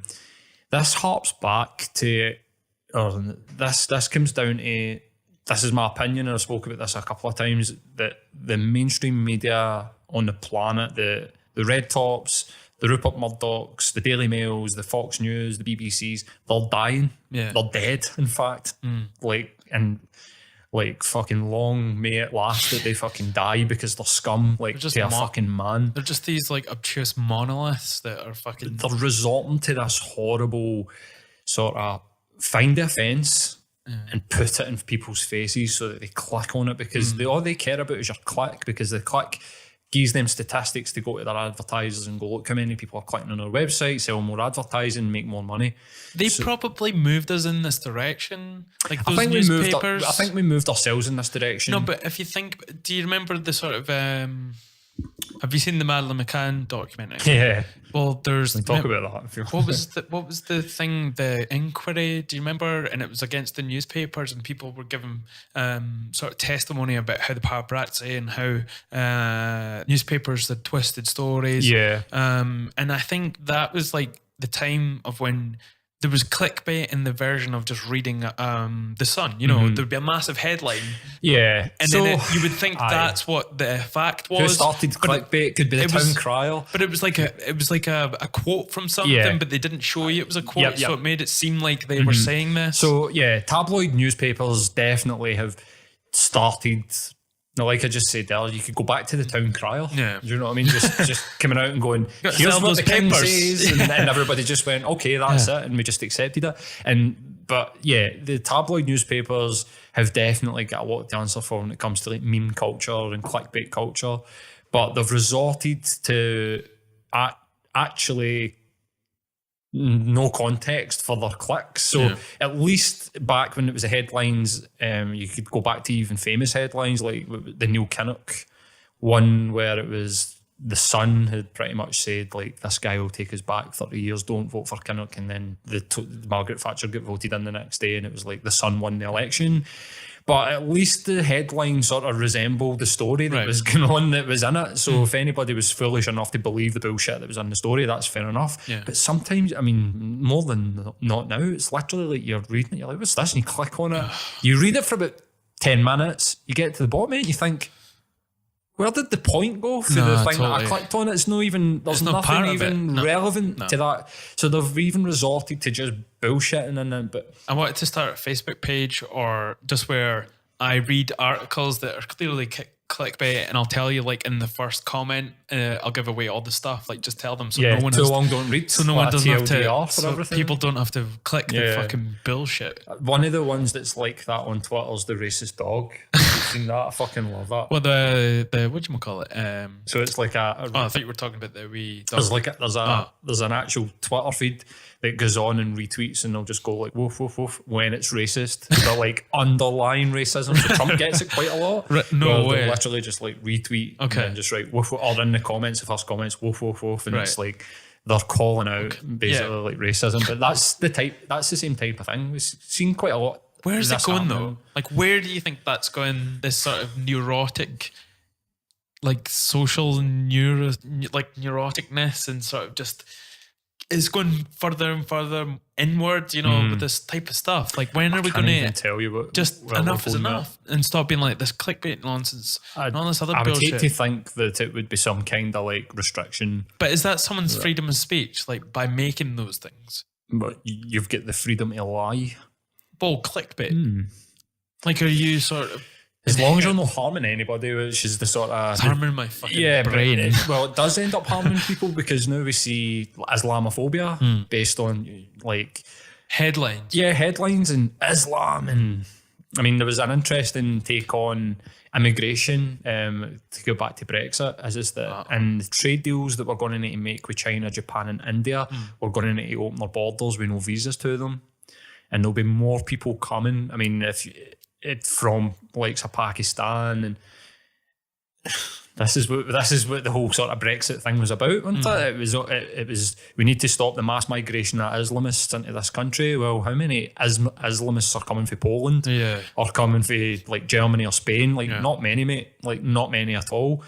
So the irony is that to get a decent trade deal with these countries, I've got nothing against it. I mean, I don't really care. I don't. But we're going to need to open our borders to India, China, Japan, and Pakistan, which is just going to be I just feel like this is all part of it. This sort of like nationalism and patriotism, like you're holding on to these borders like they're you know, and you're just like somehow they mean something. Yeah, you're just holding on to something that's like defined hundreds of years ago, and you think that's you, and you're stopping people from coming past it. You know, and it's just such a stupid idea. And it's divisive. Like, these countries are all divisive. I mean, they keep everyone separated. They're not making people anymore. And I think the internet showed that something can transcend all of that. Like, that's a space where everyone can go and talk. You know, the language is still a bit of a barrier, but even companies are coming up with stuff that gets past that every single day. So do you think eventually either the borders will fall, or we'll just end up going into some sort of virtual reality place where we're all just hanging out, regardless of your sort of... The internet's kind of borderless, isn't it? They're trying to stop that, though. Like, they're trying to, like, the EU... Article 13 in the EU. In America with... what was it? Yeah, these are the things to try and China capitalise. It's like the synthetic THC thing. When you can't patent something that's a growing organism, then you just... slightly changed it a little bit and then use that as the sort of the thing that you're selling. Like, that's why, what was it, with pig parts, some people own like the DNA of pigs so they can then sell pig parts in sort of medical sort of capacity. Right, okay. And they just change it by a little, something or something, and then they can sell it. That's how they get around those things. But when it's something that's born naturally, and I think that's the internet was born, you know, and then it's gotten to a point where they're trying to just change it and manipulate it so they can sort of keep it. They want to make, ultimately, they want to make money for it. Everything that's created is viewed as capital. Yeah. And even to like the point now, arresting people and arresting people and putting them in jail for stuff that they do online is like generating revenue as well. All these little parts and facets of it add up. Yeah. I think the scary thing, I mean, we're kind of getting off topic, so I think we should go back to what we were talking about because it's important. Like borders and like in my opinion, they're bullshit. Yeah. Like they're man-made. Like what? The difference between me and somebody that lives in Africa is the amount of fucking sun that the guy sees, the amount of melanin in the guy's fucking skin. It's the sun that you've not had is the difference. Yeah. Not the amount of sun he has had. Yeah, definitely. I will. Yeah, exactly. If you think about it in evolutionary terms. What difference does it make? Yeah. Like, really? What difference does it make? And, well, culturally and blah, blah, blah. And do you know what, man? Like, we have went round the fucking planet and hamstrung every single culture that's even tried to even rise up to the ashes of the cultures that we've destroyed that have came before them, and we keep them back. We keep doing the same thing. Yeah. We've put Catholicism onto them, and they don't use condoms so that AIDS would spread through Africa. We extract our resources, but that's what the Middle East is about. I had an interesting conversation with a libertarian guy, nice guy, lovely guy, and he was talking about, like, he believes that the market should just be free. We should just let it happen. Like, stop trying to regulate the market. Yeah. And I said to him, like, the problem with that, and I kind of believe what he believes as well, that we should be basing everything that we do on the resources that we've got on the planet. So, like, that's where blockchain's really good, and things like Bitcoin, because it's got a limit. Yeah. You can't have limitless anything. No. Because it will always just end up becoming fucking nothing. Yeah. If there's too much, it's nothing. It's not going to be worth anything. The problem with that is that Africa would be the richest continent on the planet because they have got everything. Yeah. They've got all the oil, all the gold, all the diamonds. If we've not extracted it already, they've got it. Like, did you?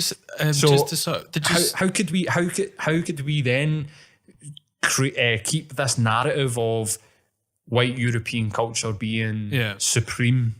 I saw this TED talk by this black lady, and she was from North Africa, and she was talking about how the perception of poor North Africans is something that's perpetuated by Western civilization. 100%, they're not a poor country. They're not a poor continent, because they've got all the things in their country, like you're saying, like all the sort of resources, oil, and all these types of things.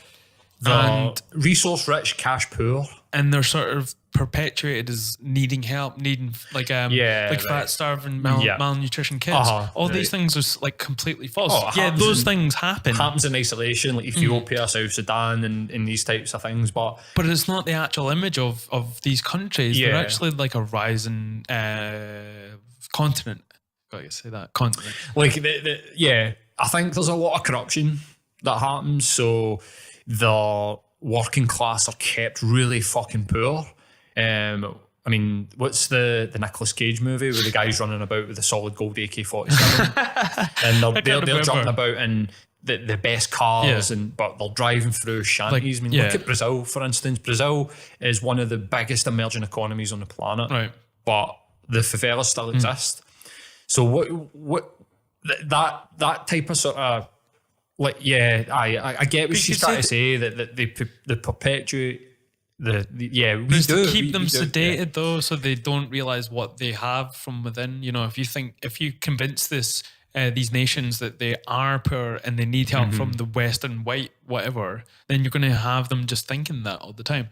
Just sort of preface all of this chat, actually, like we're talking about the borders and all that. I was having a conversation with someone, and we were talking about the percentage of white people in America, what it would be, because they were talking about. So like, what do we think, and then what is the reality? Yeah, and like how it's declining, because people think they're, the whites are sort of like dying out, so to speak. White genocide. But it brought me to white male genocide. I watched Black KK Klansman last night. Amazing.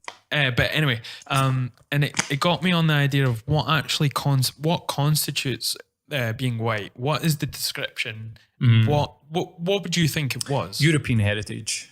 Okay. So like white European heritage. So the actual definition of white, it refers to a person having origins in any of the original peoples of Europe, the Middle East, or North Africa. It includes people who and people who think their race is white. What is this? Or reported entries such as German, Italian, Lebanese, Arab, Moroccan, or Caucasian. So North African is considered. Yeah, so Morocco. Yeah. And that's the... So they're considered white. Because they're probably, I mean, like Arabs are probably more white than they're black. Like, Yeah. You get into that's an interesting. I'd never have thought about that. Always thought it would Purely be European. So that just shows you descendants of Europe. Like how we all came for the jungle anyway, man. I don't mean that in a racist way. Like when people say like go back to the jungle, it's like fuck you, mate. Like how you can trace it back. Like it just depends on how far back. That just goes to show you how fucking crazy we are to create borders. That it's based on how far back. Or the white identity. It's more fluid than people think. I love those videos of where people like Nazis, well, neo-Nazis, they get their fucking 21 and 22 and whatever you get 40% African. It's like, huh? How did that? I don't know how that happened. And it's like, but there's no such thing as that. We're always trying to contain things. We're always trying to keep them pure, but it's not how nature works. No. Like it finds a way to creep in and get, and it's not good for people either to become more, it's like incestuous eventually. If you're going to stay white, then you'd end up just sleeping with your family. That's all it is. Well, that's it, man. That's exactly it. But I mean, on the, I take it off the sort of like racism. Like, I suppose we could talk about. What did you think about the Madeleine McCann documentary? Have you spoken about it? I spoke about it a little bit, but on the last episode, but Rory, who I was on with, he hadn't seen it, so it wasn't. We couldn't really talk about it. But I've spoken about it a little bit. Now, my perception, just peripherally in my mind, was that I just assumed that they'd done it or through their sort of sheer what's the word I'm looking for? Just them being so cold shit with their kid that it ended in them, someone kidnapping her, or literally they killed her and were trying to cover it up. But loosely, like it wasn't something that I was deeply on top of, and that was my idea of it. So after watching it, that changed for me. So. And I think it was 100% don't think they had anything to do with it. I mean, but what was your perception going into it? They had done it, right? So I'd read an article that said that they tried to stop it being produced, and I was like, "Well, fucking surprise!" Like, Jerry McCann. Like, it's almost clickbaity. The trailers for it, because they show you bits that are taken out of context. I think does that deliberately to attract people who, the tinfoil hat crew that are like Madeleine McCann. Yeah, it was brilliantly done. I watched about 30 minutes it and turned around to my girlfriend and went, they didn't do it. And she was just like, why are you so sure after half an hour? I was like, the amount of people that are involved in this, why would the guys that own that hotel want to cover that up? Like, because I knew nothing of the circumstance, I'd actually watched a couple of like YouTube videos that had been heavily biased towards that they had been involved in it and they'd actually done it. They'd left out a whole load of information that they would have obviously, like the hire car, they got it 25 days after. And the blood, the dogs blood, and all this. It doesn't matter whose blood, and it was nowhere near the room. And I felt... Yeah, I think I watched it. I felt like it was impartial in the documentary. Yeah, I watched it and thought they were fucking idiots for leaving their children. But I can remember times when I was young where I was left and probably shouldn't have been left, and it's different days. As soon as they started to talk about that people trafficking from North Africa come through Europe via that port specifically in Portugal, just something in my head just went, there it is, then that's it. There's the... And that was instantly just when this wee girl's just been grabbed. I think there's probably a good chance she might turn up. I don't know. I hope not, because like her a long term. Like I hope there's been she's not alive. There's been a couple of people. I mean, obviously, like, there's the Joseph Fritzl, but there's been a couple of girls that have just turned up. And I know it sounds terrible, but I hope she's not alive. Just purely based on the fact that her life's going to be fucking terrible. If it's something for her own sake. Yeah. If it had just happened, but it could be something completely random, like she walked out because it's a port. Like she might have just wandered off one night, and went down to the port and drowned. There's all these different things, just random things that happen, and it seems like it would be completely random because there's no evidence of anything. Yeah, I think that the British press have got a lot to answer for. That was great thing about the documentary was how they painted, how the press had how they painted the McCanns and the guys that were involved that got sort of questioned, and it was all down to that. the tabloids. Yeah, that dude that was put in the Daily Mail, I think, he's Ian Huntley of the Madeleine McCann case, and you're like, what the fuck? And I think that if one thing should come out of all these documentaries, it is about how we get our information, how we used to get our information. Thankfully, we're blowing that away, but there's still a fair amount of people that just sort of believe anything that they're fucking told in the press. A lot of things are designed to make you feel a certain way, though. I mean, I initially thought maybe the Maddie documentary was an experiment to see how they could shape something to sort of make you think a certain way. I thought it was like a sort of social experiment. It could well be. I mean, there seems to be quite a lot that have come out, like R. Kelly, Michael Jackson, Madeleine McCann. And would I be surprised if somebody came out and there was some sort of mad evidence that came out that went, no, in fact, they were involved and it was covered up and these documentaries have been purposefully made to sort of simmer down any. Would I be that surprised? No. Shit, but that's happened in the past, man. But I think, like, going on the information that I've seen in the documentary and watching it and stuff, like, they had absolutely nothing to do with it. And then people talking about, like, being, like, pseudo fucking lie detectors and, like, I've seen the video and he's definitely lying. And it's just like, you can't go to the brain doctor, find out if you need a lobotomy. Like, you get delusions of fucking grandeur. Like, when people are sort of breaking these things down, they never account for people's individuality and they're just strangeness. There's strange people out there. Like, what's the dad name? Ian, is it McCann? Jerry McCann. Jerry McCann. He just is like a sort of, he is a surgeon. He's a surgeon. Yeah. He's cool and calm in these situations. Yeah. And he's able to compartmentalize. That's what he has to do. He deals with high stress situations daily. And yeah, that's probably a very good point. And also they deal with death on a daily basis, like the pair of them, because she's a doctor, he's a doctor. There's a coolness and a coldness to them that I did sort of make me think that they were involved, but then once you sort of think about it, it was shaped by the tabloids as well. Yeah.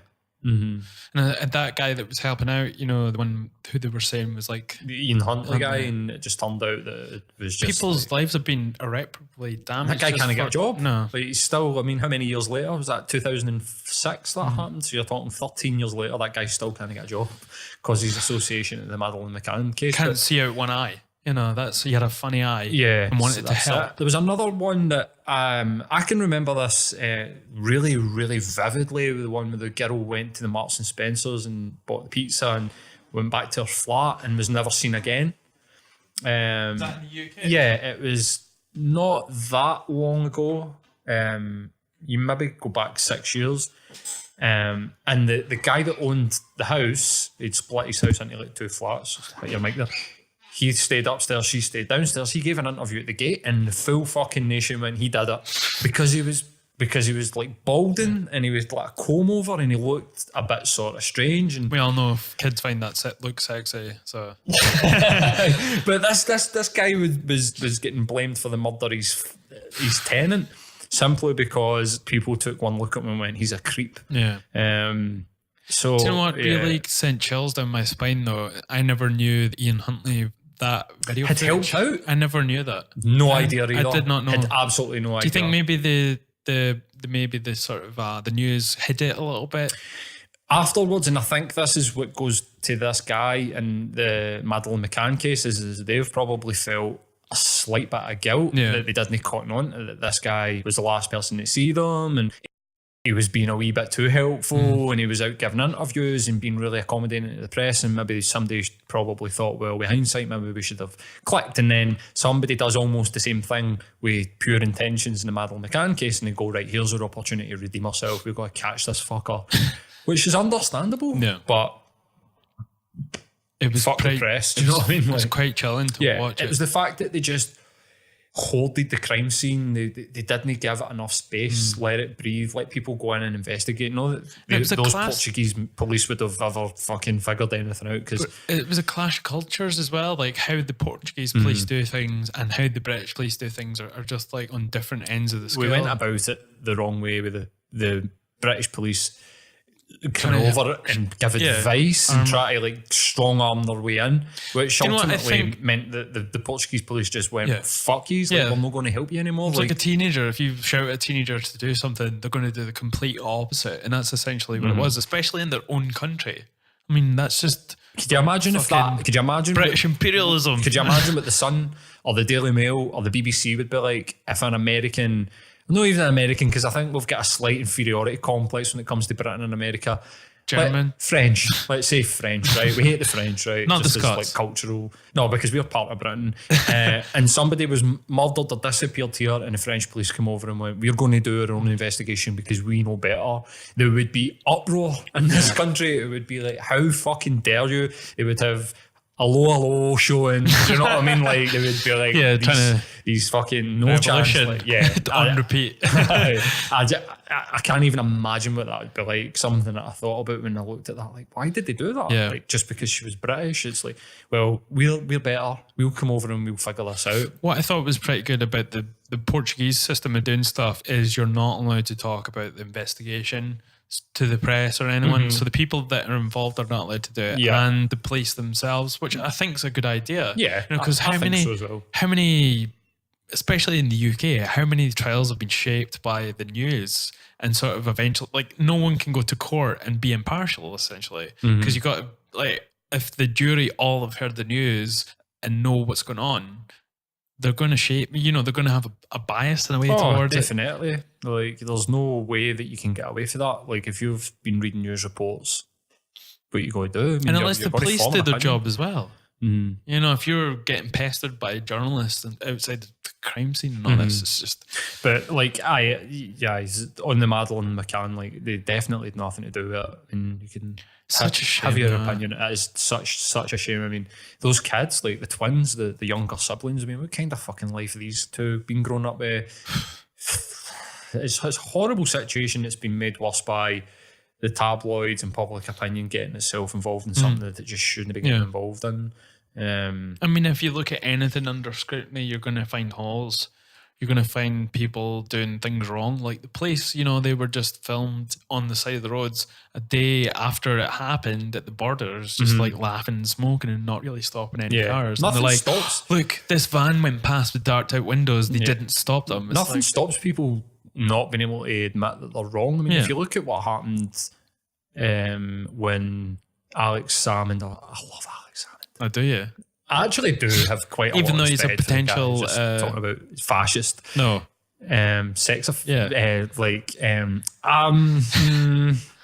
don't know if that's my Scottish nationalism coming in and going, nah, I don't believe it, but who knows? I don't know. Do you ever find I it wasn't weird there, so I don't know. But when they freed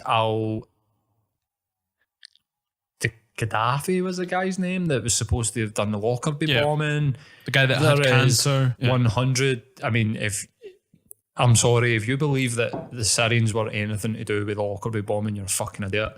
There is so much information out there to tell you that Gaddafi openly just put one of his own up for sort of execution, as it was, to take the blame for a terrorist attack because the UK government needed this. Sorry, I said if you think that the Syrians are involved, the Libyans, like the Syrians did that, and so racist. The British, I know, my God, I'm such a racist. The British government needed the Syrian government's help in invading Iraq during the first Persian Gulf War, so they decided that the fact that a Syrian terrorist had blew up a plane in Scotland might not be the best look. So they basically touted it round a few dictators, and Gaddafi put his hand up and offer went, anyone up? Yeah, and he did it to get his name out there. So, but the English press still persisted with this. How dare you free a terrorist? And you're like, this guy was fucking framed for this. It's like craziness, one. Sorry to bring it back to Corbyn, but he'll still get talked about when it comes to the IRA. Like he was... Fuck off with that shit. I know. Like I see people on Facebook constantly doing it. We made peace. Do you know what I mean? You're going to go and like dig up Neville Chamberlain and he went and spoke to the Nazis. And he spoke openly with Goebbels. Do you know what? So did your fucking royal family. They invested heavily in the concentration camps. See, if you really want to sit and pass moral judgment, how about you read a fucking book? You don't just believe the bullshit that's just shoveled up for you to go, let's sling this here and sling this there. And my favourite fact of all time, Hitler was Time Man of the Year, 1938? Yep. Was on the front cover. Yeah, front cover. Aye, that's right. That's a beautiful one. I mean, aye, fuck. One of the things that crazy, man. frustrates me is so how fucking people mental. talk about the royals doing the Nazi signal. It's like the black and white photo, but it was well before the Nazis were around. It's just a signal that people do, you know. Yeah, Especially inbred fucks I think like that when themselves. that's brought up, it's brought up in the context that the Queen's uncle went and lived with Hitler, like when the war was going on, and the Nazi plan was to reinstall him as king. After they had conquered Britain, that there's pictures of the Queen's husband, Prince Philip, or whatever, the Duke of Edinburgh, openly. I mean, there's marching with them. Audio recordings. I think there's a photo of him with one of the He's one of the marching. high ups. Yeah, he's marching. There's audio recordings of him saying like the Führers, and you're just like, okay, like why are you referring to Hitler as the Führer in the 1980s? Like it's just, it blows your in mind. 1980s. It's modern, and he's referring to him as I think there's one where he talks about how the Nazis were. So basically, the idea is that the Nazis were put on the border of Soviet Russia to stop the Red sway. It was the most extreme of our culture to be put in front of the most extreme of the opposite culture, because the Dutch, French, Spanish and British royal family feared what was about to happen to them, which was dragged out of their palaces and like happened to their cousin in Russia.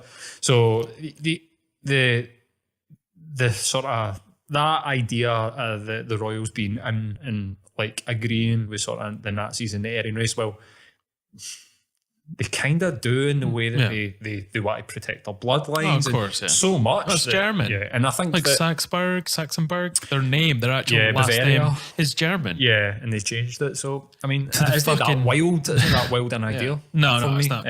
It's just the picture itself. Like factually, people the Queen keep is like a wee girl. Yeah, and it's just like a sort of, and it's her uncle that's getting her to do it. Yeah, and he was a Nazi. How many as well, people do you see waving like that? You know, and it's especially the sort of royals are like. Yeah. Aye, definitely. Like that the sort of links between the royal families in Germany and what happened during the World Wars. You're I think deep on the conspiracies. yeah, but I think it warrants looking at. Totally. That it warrants people to sort of go, what actually happened? Like, what is the history of what happened here? These ties almost certainly did exist. You know, and they still do. And it's good to look back at them and understand how they got there. But we can't in this country. I mean, if I think about my history lessons in school, I learned about the First World War, the Second World War. That was it. And that was it. I learned nothing of India, Pakistan, nothing of slavery, nothing of the East India Trading Company, none of that shit. I mean, I've learned that stuff through people pointing it to me, that watching movies and going, oh, that's hilarious, and people going, that actually happened. And or thinking, deep YouTube really? wormholes. That's where I get like most of my information from. I'm getting a bit wary of that because of the McCann thing. Yeah. You know, like thinking about how much fucking bullshit's on there. Yeah. How much you just take as fact with it. But I do. We'll talk about that in 2 seconds. I do sit, if I'm watching documentaries of the conspiracy style, I do sit with a laptop. Yeah. And when people pop up stuff that catches my ear, I'll have a look at it and I'll base it on the information that's Wikipedia, just mainstream information and what they're saying, and try and sort of marry them together and go, maybe they'll get that wrong. Yeah. Have you watched the Beyond the Curve? We talked about it on there's a special movie episode I did with Neil and Laura, and we were all going to watch that. We talked about it, but it's a pretty fucking crazy documentary. Well, if that's the case, we will only go too far into it. But what I loved was the bit where the guy's like, just lift the light up a little bit, and then that's interesting. It's just like just the ending was amazing. Yeah. And then the credits where the guy was just going, it was inconclusive, and then you're just like this. What I did really enjoy was the guy that started it all. Yeah. And basically saying that turkeys wouldn't vote for Christmas. Like, if you were profiting from something, why would you debunk it? And it's like almost saying, I know it's not real, but this has gave me my place in society. I've got a girlfriend now, money and fame. A purpose. It's like fame and a purpose, because every single one of them, when they were being interviewed, I was just feeling sorry for them. I like that. Not getting angry at the fact that they think, this fucking idiot thinks. It's almost going, this is just a poor guy that just wants something that differentiates him for everybody else. It was quite sympathetic in a way. It really was. It wasn't like a piss take, because it's a silly idea, so you're going to take it on that. And then it was a little bit sympathetic. But that tortured artist guy, that was the guy that came up with it, you know, the guy that was like, had paintings all over his room, and he was like not going to any of the meetings because he thought they were selling out, and they were like Illuminati, CIA funded fucking, you know, disinformationists. Which, I mean, isn't he that wild? Maybe to you. Well, I think that I've read all these things. Like I entertained them at one point, but I don't think that they've infiltrated their scene, and there's CIA agents that are there pushing flat earth. But if you go onto the front page of YouTube, it's huge. It's huge. It's huge on it's YouTube. Fucking huge, and they could literally fix it like that by going, let's just push this down. But no, what we'll do is we'll push down Alex Jones, that everybody knows is fucking crazy. We'll push him down and we'll deplatform him. But these actual, I mean, if you look at the numbers and you go onto the internet and look at the hashtags and stuff, quite a lot of people are getting radicalised by this sort of flat earth idea. A lot of it's through YouTube as well. Yeah. It's only YouTube that people are getting radicalised when it comes to flat earth. Yeah, of course. I was quite interested in one of the desks that were being made, see, like the custom made desks. Yeah. So just thinking, when I'm like 80-year-old, if I get that far, for Glasgow probably won't, but how fucking cool will this be to go, people actually believed in this and just having a sort of like kind of cool, but thousands of pounds, man. Like, you can say that now though. Like, you can look back at the people who wrote the Bible, you know, the parts of it, and be like, oh, I can't believe those guys believed that. What's scary about flat earth is that it's a religious idea. Essentially, but I think it's a troll. I think it started off as people trolling on maybe 4chan or Reddit, and then it just gained steam. I think that's what it is. Because it came around at that time where a lot of things were happening like that. You know, there is a sort of sect on these pages that are able to push these things up as if they are like fact, you know. Yeah, I think to go back to what I just said, they do the CIA stuff. Like, YouTube have demonstrated that if they don't want a message to get out there, they won't put it out. No, totally. Why are they letting this keep going? Why do they let the Madeleine McCann shit keep going? Yeah. Why do they not go in and just delete it like they've done with other things? I'm not advocating Alex Jones and any or InfoWars or any of the fucking bullshit that he's come away with, but they've proved that they can get rid of it, and they don't, so they let it. That means that they're leaving it there for a reason, and I think the reason is just divide and conquer. I think there's a lot of sort of, let's just let them argue amongst themselves so that they kind of come together and ultimately mobilize any sort of real change. It's so funny with the size of the internet and how like free it is that people are not coming up with many alternatives to these platforms.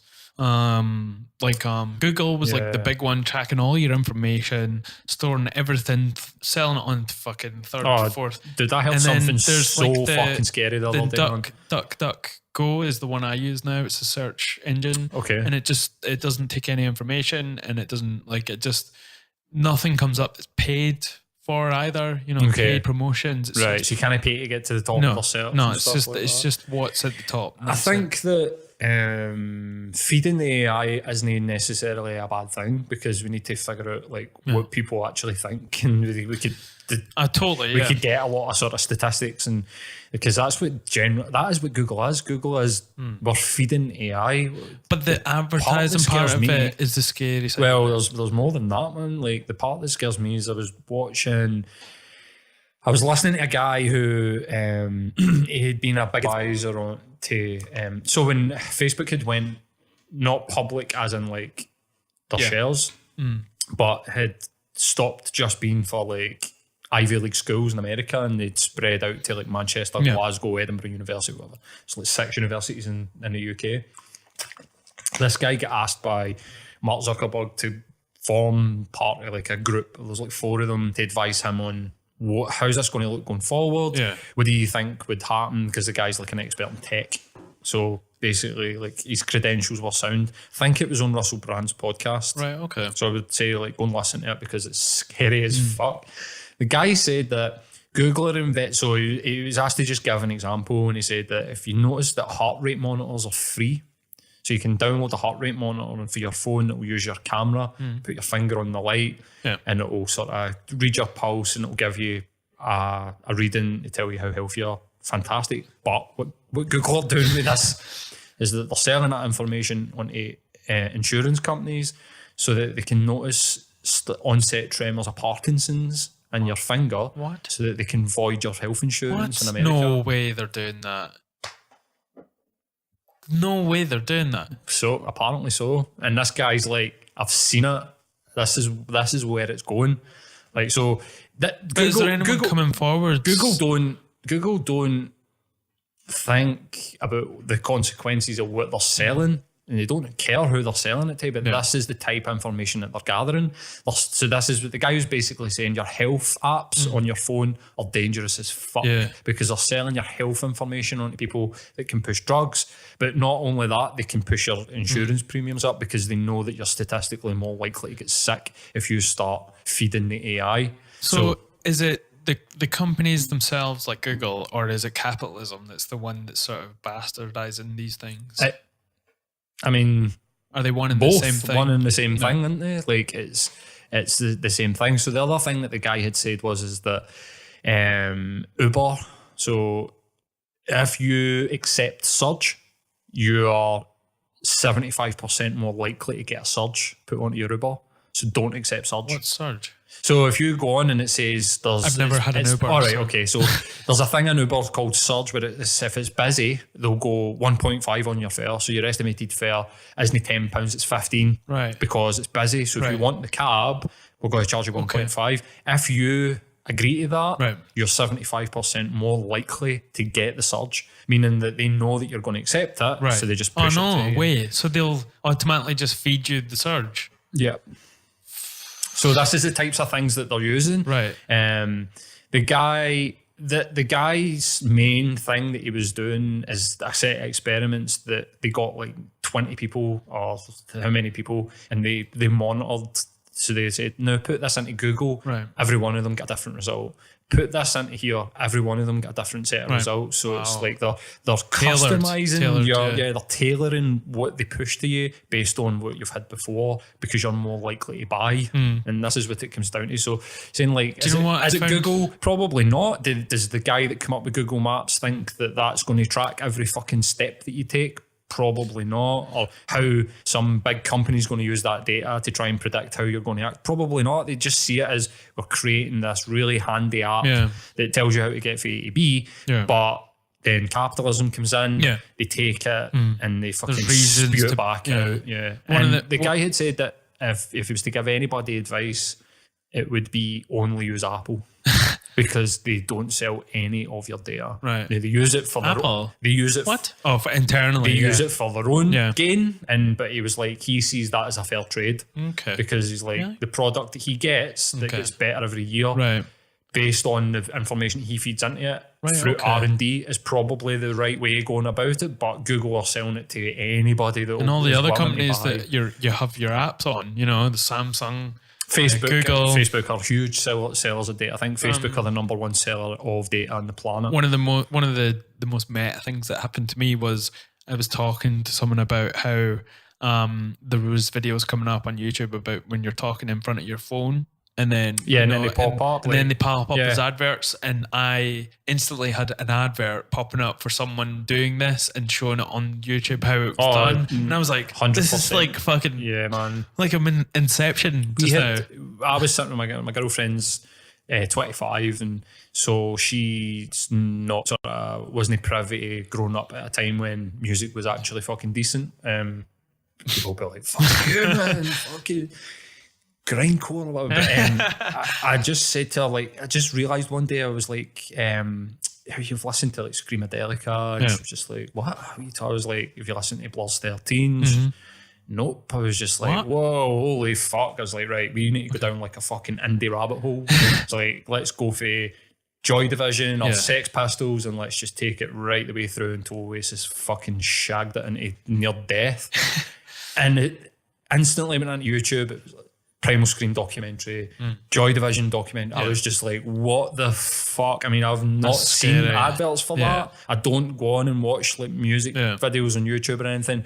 But we were talking about it for about 15, 20 minutes. And I went, let's just go and look. We'll find Love Forever, the Britpop documentary, and we'll go down a rabbit hole and we'll listen to some music because that's what we were like today. And it just, oh fuck, it was all there waiting for me. The other one was my mate was sitting going like, oh fuck man, I need to buy a garden shed.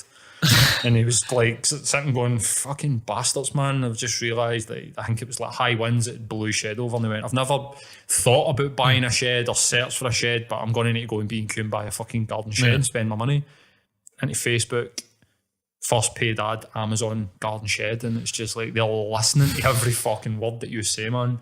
There's people out there that'll be like, oh, you're crazy. It's like, you're crazy to think that they're not. Yeah. Unfortunately. I mean, my Alexa goes off, my Siri, our Alexa. My Siri goes off by itself at least once a week, and it just pops up and the wee mic flashing, and you're like, get that to fuck. So, I mean, I think it's going to be scarier when it's happening with adverts in real life. So, say, remember the Burger King one? No, like there was a. Do you remember that? Yeah. Hey Alexa, show them a Whopper, and then everybody's Alexas fucking went on fire. Like, but the there was Whopper is blah blah blah. The like on TV, if you're speaking about something and then it hears you and then starts tailoring adverts towards you, that's when it's going to become scary.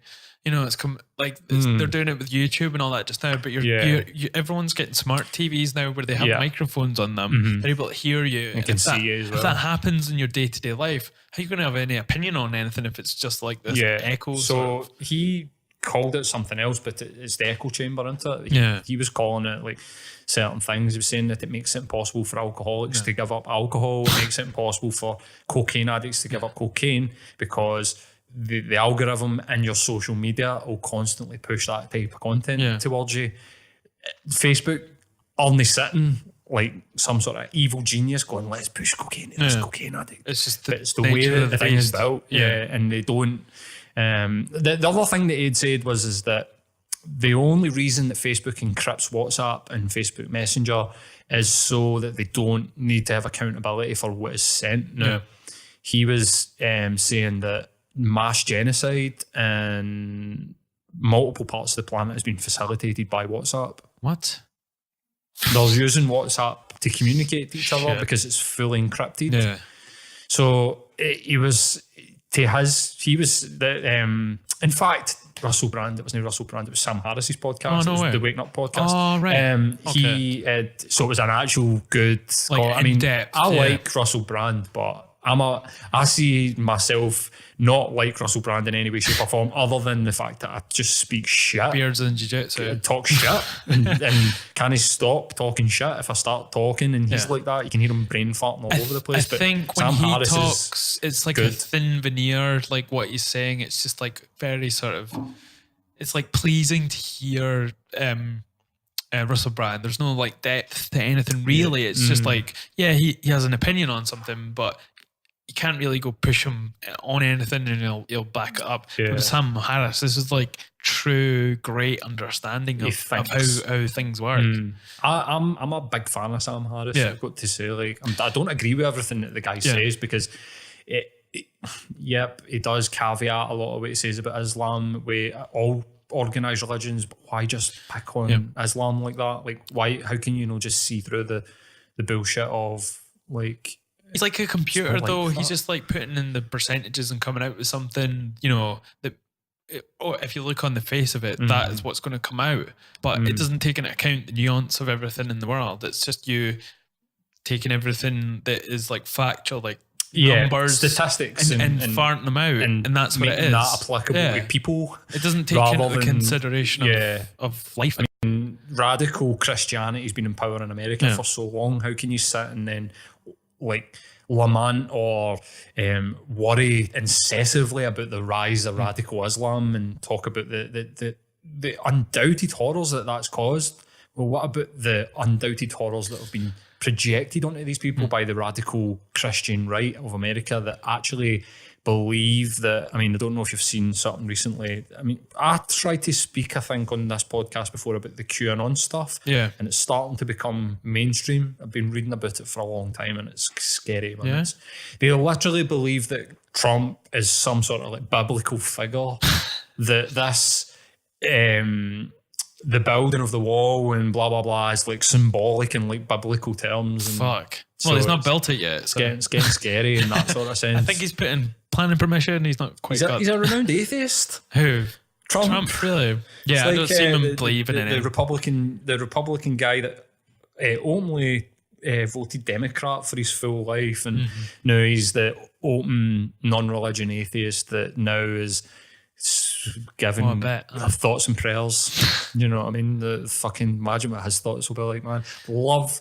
See if we could manage to get like the helmet that you can put on people and it just projects their thoughts onto the screen. He would be the best one, man. It would literally be like fucking just nonsense, porn and murder and wigs. I don't even know if it's a wig. It's like some It's sort something. Of beautiful. It's not fucking, human. Like beautiful fucking like sculpture that gets done on his head. I think that's what it is. It's like a symbiote, Takes some an sort hour of and- animal, an hour and alien. 7 minutes or something. Yeah. Somebody said that they timed it. It was an hour and 7 minutes to do his fucking hair. Anyway, I think But, that's yeah, a good this- point to end on, man. Sam That's Oh, 2 really? hours. Yeah, that's 2 See, hours. this is what happens, man. I know. You just sit and talk shit. We could literally go another hour. But thanks for coming on again, Mate, man. buddies, man. Like, I genuinely enjoy coming on.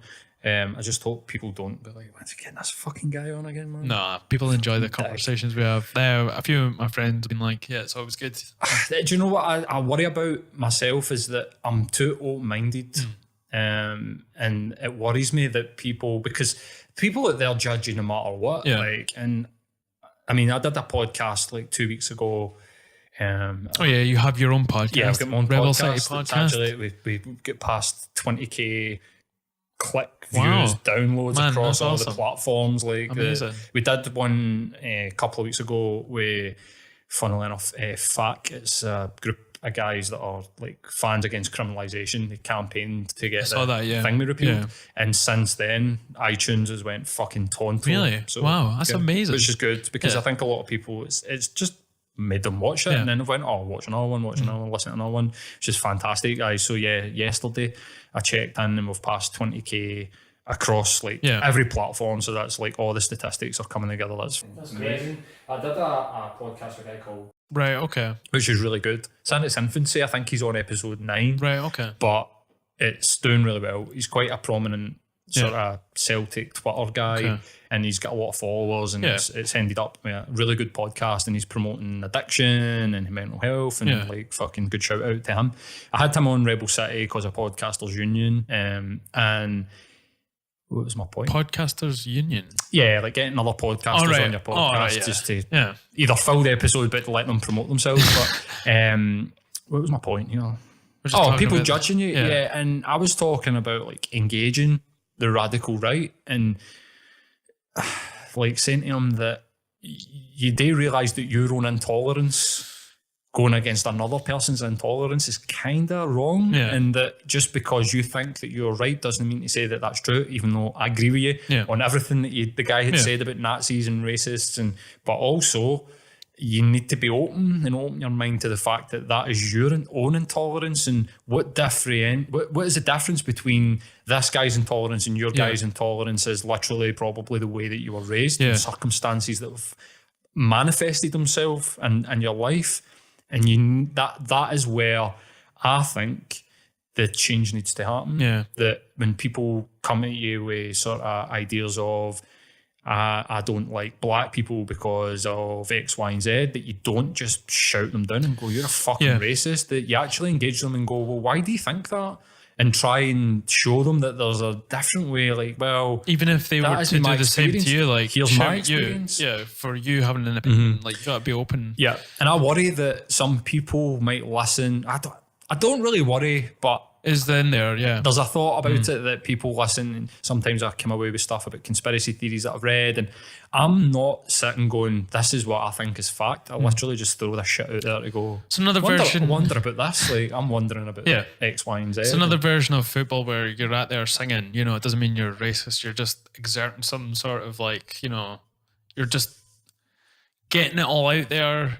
Either singing or if it's a podcast, you're just getting what's in your brain or what you've read out there and into the sort of the ether. But it doesn't mean that's what you think. It's just what's spewing out at the time. Exactly. I think people are aware that that's just the way these shows work, and I think it's hard sometimes. Though I think when it's a show like this and yours, where it's kind of sort of open and you're open-minded. And are able to see views and take them into consideration and then talk about other points as well and see it on both sides. I think there are a lot of people that can just shut off at those points, you know, because you're not just agreeing with what they think. We almost seem to be like going... I mean, who wants to listen to two white guys agreeing all the time? Oh, you know, it's definitely, man. I think that we're heading towards... like, again, that's part of the fascism that we see. Like, we don't have... economic fascism, even though, like, again, we could argue Google is and Facebook is just like internet fascism, because you can't really have social media without having Instagram, Twitter, or Facebook. So, what choice is there? But we sort of live in a sort of ideas fascist. Like, you see it on the internet all the time, where people align on maybe 90%. Either social, economic, political outlook, but as soon as they have one issue that they don't agree on, it's like, I'm not going to speak to you anymore. Mortal enemies. I cannot speak to you. You're triggering me, and I don't like it. And it's almost like, where do we go? Where do we go for that? We don't. There's no way out of that. There is absolutely no way out of that. The only way that we can actually move forward with all of this, like we're talking Brexit and fucking, is by trying to see, having some empathy for the other side. Yeah. If you think that somehow some working class guy that's living in Sunderland that voted for Brexit, some rabid racist that's wanting to go in the streets and murder black people, is just unacceptable for me. Like, it's like, I can see why somebody like that wants to vote for change, and Brexit's change. I wouldn't vote for Brexit, but I can understand it, and I would have a civil conversation with the guy as to why, and would hopefully be able to point out to him, this is where you went wrong, or why don't you read this and try and consider this? And this is where I think we need to sort of go towards. This is why I love podcasting, because it is literally a space where you can let your ideas out hopefully without people like jumping on it and being like, no, fuck you, and like, well, like media, I was saying earlier, like, where does it go? I think it comes here, like long form conversation and actually getting underneath the skin of what people mean. No letting people come on Question Time and just shout sound bites, and then people shout sound bites back at them. Here's and why avoid the question, I'm right, and blah blah blah. Like, avoid the question as well. Exactly. I think that you can't do that. I've been trying for so long to get a politician to come on my podcast, and I'm the same. It's hard. They won't do it. Sean's managed to do it. Right. He's got Paul Swinney, the Labour MP. Yeah. I'm looking forward. John Swinney. Oh, sorry. I need to go. It might not be John Swinney. It might be somebody else. But it's a Labour MP. John's SNP. It's not John Swinney, and it might be Paul Sweeney. Okay, probably. Sweeney something like that. He's managed to get him on, and I'm really looking forward to it. And I hope he does a good job. But I know why they went on his podcast. Yeah, because they've got an agenda. Because he's not going to challenge them. Right, He's doing a more interview style podcast. I understand why people really enjoy his podcast, because he's asking questions and getting answers. Whereas, like your podcast and other podcasts that I really enjoy, and I genuinely do really enjoy your podcast, there are different ideas coming in. And whenever I've spoken, I mean, I've contacted a member of the Green Party, I get fuck all Nothing. back. And I think, to think that it would be silly to think that they don't go and check it out, and they don't go, no, thank you. Because, I mean, I'll be perfectly honest, if I got a Labour MP in front of me, I'd be fucking roasting the shit right out of him.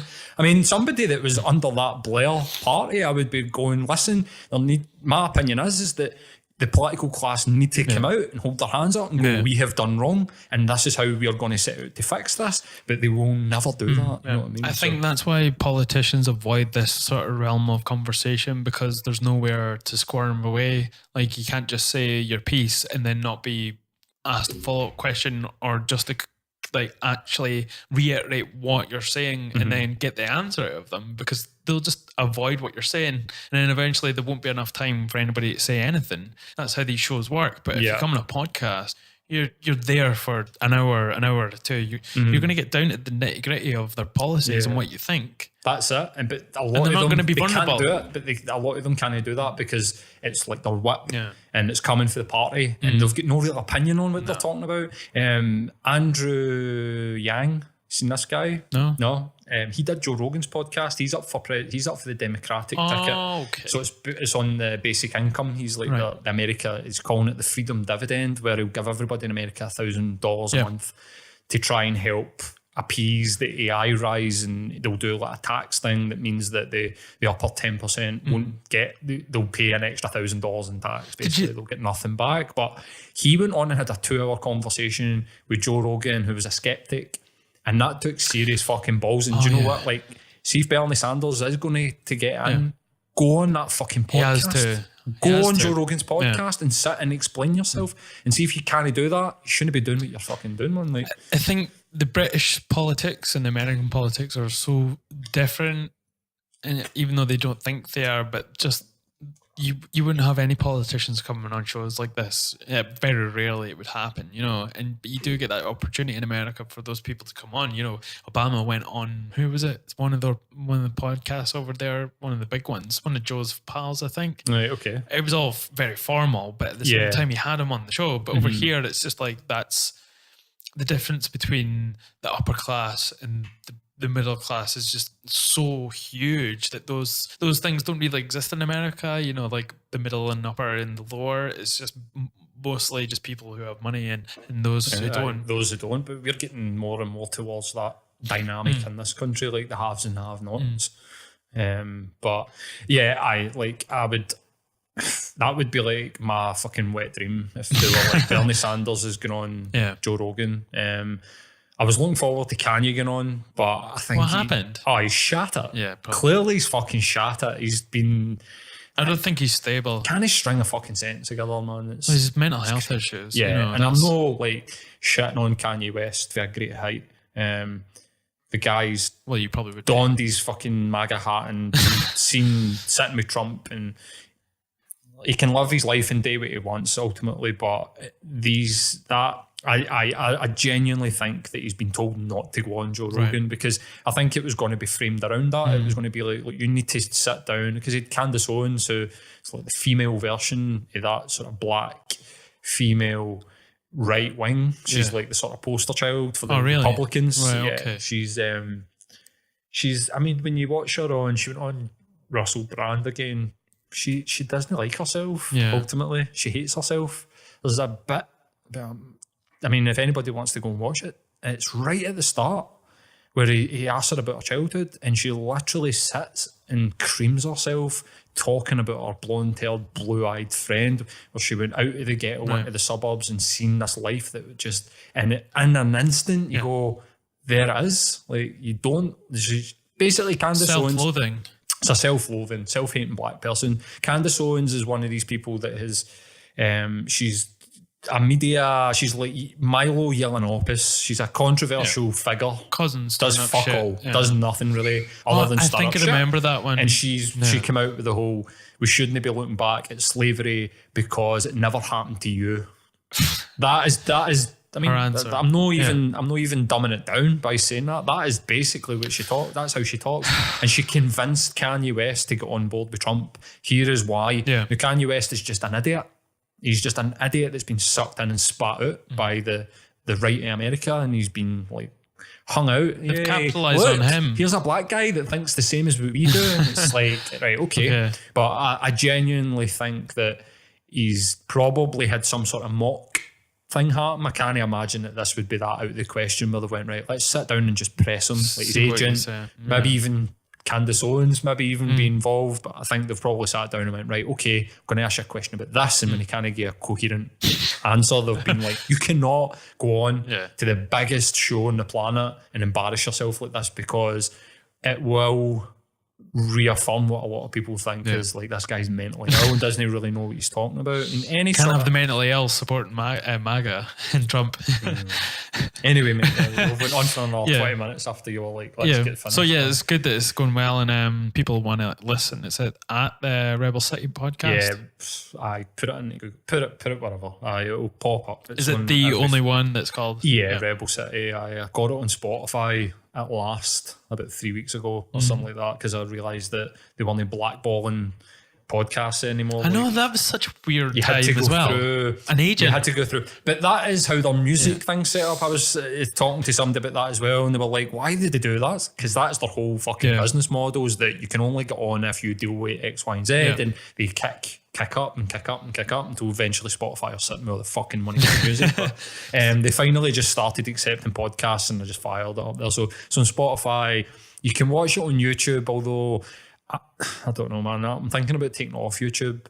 I only get about anywhere between 100 and 250 views on YouTube. It's his own entity that you have to spend time on, and you have to have that fan base in the YouTube land that wants to watch it. I don't think people in the UK really watch YouTube podcasts. The only thing that keeps me putting it there is the legitimacy of here's iTunes, Spotify, YouTube. Consistency as well, you know. Of course, but I'm considering taking it off the YouTube platform. But yeah, if you're on iTunes, I'm the only Rebel City podcast. Like, I've got a couple of...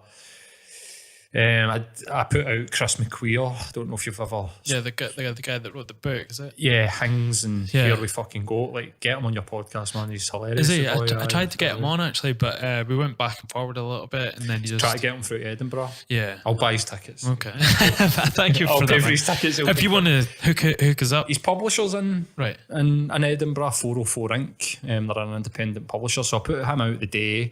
That's awesome. I've got a couple more. I've got a girl that's a freelance investigative journalist for Vice and The Guardian. What? She stays in Glasgow. That's amazing. Literally like 9 doors away from me. I messaged her on Twitter and she was like, oh, I literally stay at the bottom of your street. I told her where I was.